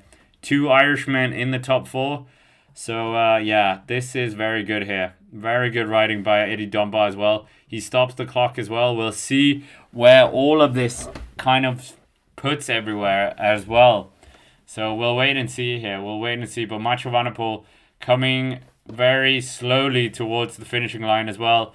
So, Mathieu van der Poel, of course, is going to be the man who is going to take that yellow jersey unless UAE Team Emirates absolutely hammer it. So, we'll wait and see. But, I mean, we'll wait and see. But Paddy, I mean, yeah, Sean Kelly, Stephen Roach, Dan Martin, Nico Roach, Sam Bennett, Eddie Dunbar, Ben Healy. Is there anyone else we can think of? Paddy, is there anyone else? But yeah, Tadej Pogacar, he just crossed the line there as well. The yellow jersey group as well, being led by Tadej Pogacar. They're just coming quite fast as well. So we'll wait and see where they stop the clock. Have they actually just increased the pace a bit? And are we seeing them rip it away from Mathieu van der Poel here? We'll wait and see here. But right now, they're just pushing on quite a lot here. Tadej Pogacar is the man just hurrying this up as well. They don't want to... they really don't want to lose too much time here. And has Mathieu van der Poel perhaps just lost that yellow jersey as well? Have Visma and Lisa Bike just increased the pace enough so that Mathieu van der Poel won't be wearing that yellow jersey and mean that Tadej Pogacar will have to wear that yellow jersey for a bit longer here? They're coming inside the last 250 meters here, so we'll wait and see. Tadej Pogacar looks a bit reluctant here. He's like, oh my goodness, no, what have you done, Visma Lisa Bike? Have you just brought it back here? Have you sabotaged my plan? Have you just sabotaged my plan here? They're going to finish, well, it looked like we were going to be about 7 minutes down before they came to the finishing line. But right now, it looks like it's going to be stopping almost. But Tadej Pogacar lifts the pace here. Why, Tadej? You're trying to get rid of that yellow jersey. But Tadej just attacks Jonas Vingegaard. He's on his wheel and stops the clock in about 5 minutes and 27. So, yeah, we'll have to do the calculations there. We'll get Pro Cycling Stats on the screen for us, and then we'll work out who's actually wearing each of the jerseys as well. But yeah, let's just do the dissection of the stage before I go off and do the recap race analysis as well. But the top 10 has been confirmed here, so we'll go through the top 10 quickly, and hopefully we will get a GC very quickly as well. But I mean, what a stage for Ben Healy. Not for us cycling fans. It was a bit of a snooze fest to some respect. Not the first part. That was very energetic, but then it absolutely went out of the riders. They just settled into a rhythm here. But anyway, top 10 for today. Ben Healy takes the victory, the first victory for Ireland since Sam Bennett back in 2022 or 2020. Quinn Simmons, second place for the American national champion, 2 minutes and 44 seconds down. Michael Storer, 2 minutes and 51 seconds down, just losing out a bit, 7 seconds. Tudor Pro Cycling, great result for them though. Anyway, their first year in the race. And Eddie Dunbar, the second Irishman, finishing inside the top 4 for Jaco Ayula. Might be getting a bit of a boost in the GC as well. Simon Yates was up there, potentially as a foil, potentially just to make them chase a bit UAE Team Emirates, but he finished in 5th place. Will Barter drew the short straw, 3 minutes and 29 seconds down in 6th place, the Movistar rider. Harold Tejada, the XDS Astana rider, 3 minutes and 52 seconds down. And Mathieu van der Poel losing quite a lot of time here, 3 minutes and 54 seconds down. But I think he has just taken the yellow jersey by a few seconds. So I think, but we'll get the confirmation from Pro Cycling Stats as well. Mathieu van der Poel, yeah, what a shame. That was not what we were thinking. I was thinking that we were potentially going to get him a bit higher up But yeah, not quite what we wanted for Match of Vanderpool.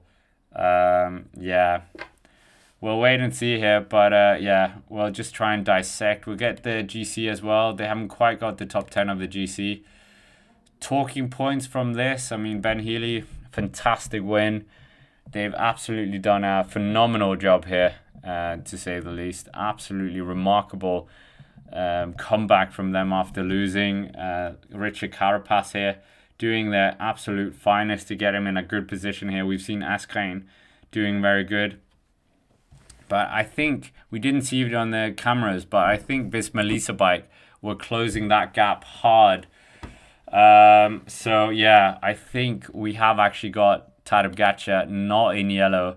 I think he's lost it by maybe a second, but we'll get the confirmation here. We'll let Pro Cycling Stats just have a moment before before we kind of let it go. But yeah, what a moment, right? What a moment for Ben Healy. Oh, we got the GC. Okay, so the GC has been confirmed.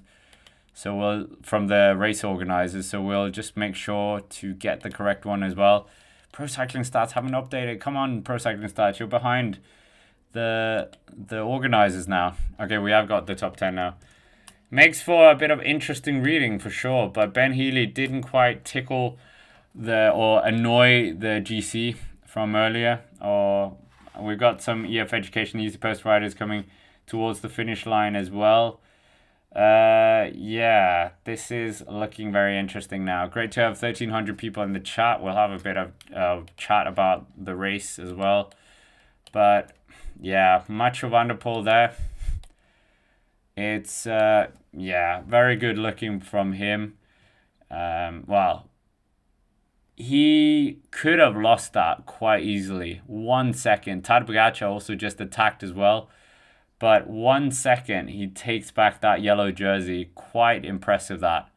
Absolutely impressive for Mathieu van der Poel.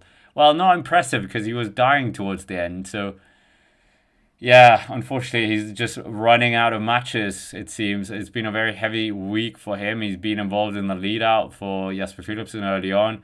He got his own stage win. He was up there towards the pointy end with Tadej Pogacar as well a few days ago, and he also did take that stage win, did defend very well the yellow jersey in the time trial. So we'll go through the stage preview as well. But yeah, anyway, the GC.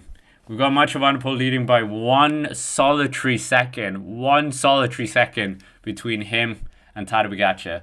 Obviously, this is a great, great moment for UAE Team Emirates because they lose that jersey, they lose the responsibility, but I mean they are looking to try and take that win tomorrow in the Mur de Bretagne. So well, that was a bit of a foreshadowing of the stage.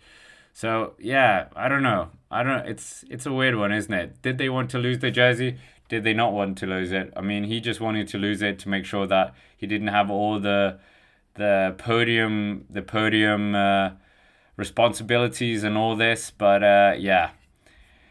Anyway, Remco Evenepoel still in third place, despite at one point Ben Healy looked like he was going to take that he was leading it virtually.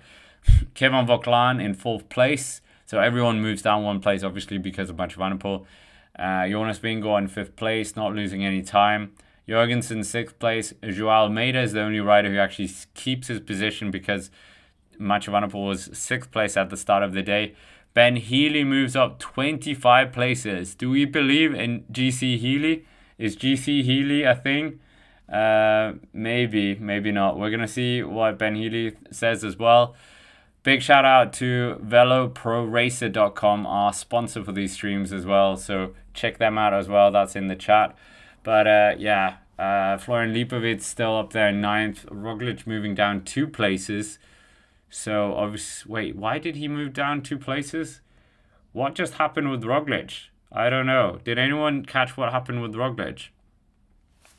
But some of the other interesting things that we should focus on as well. What this means is, if we can get it, the green jersey. We've been talking about that in the recaps. And if we can get the green jersey points, we haven't got it. But Mathieu van der Poel has moved himself up in that competition as well. Plus, Tim Wellens has taken the polka dot jersey. So if UAE Team Emirates didn't want to have a jersey, didn't want to have any podium responsibilities, sorry guys, you've got the polka dot jersey. So at least one of your guys is going to be up there towards the front, up there on the podium. So yeah, commiserations to UAE for their plan not working. I really think Visma Lease Bike were trying to do everything they could here.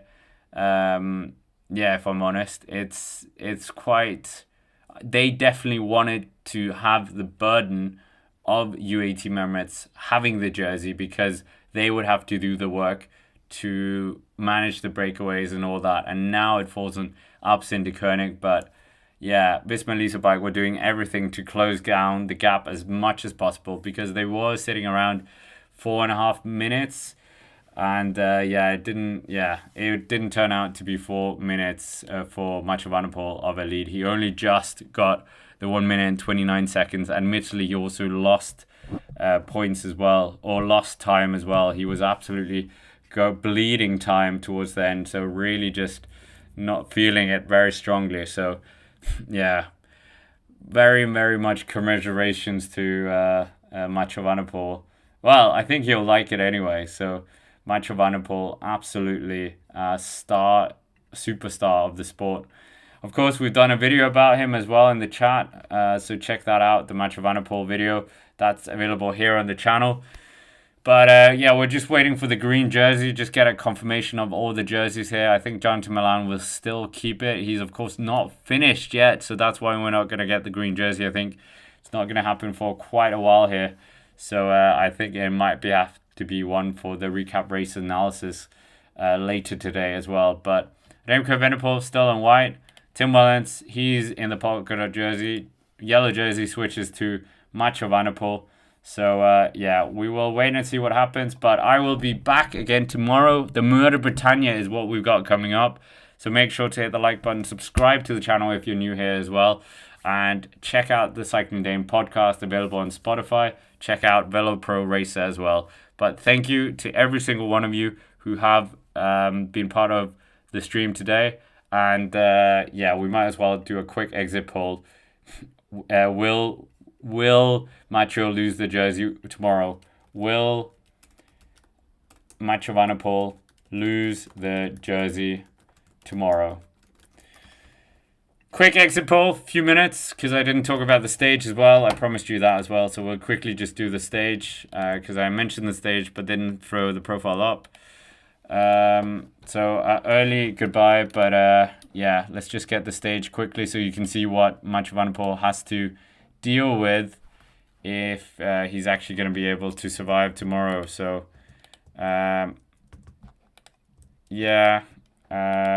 Eddie Dunbar said it was an incredibly strong breakaway as well. But he did a very good job. He got a bit further up in GC. And we'll see what Eddie Dunbar can do. But this is tomorrow's stage. The Murder Britannia coming. They're going to have two of them. So very iconic. Very similar to the 2021 one as well. And Mathieu van der Poel, is he going to be surviving this if he was struggling today? I don't think so. I think he is potentially just going to struggle a bit more.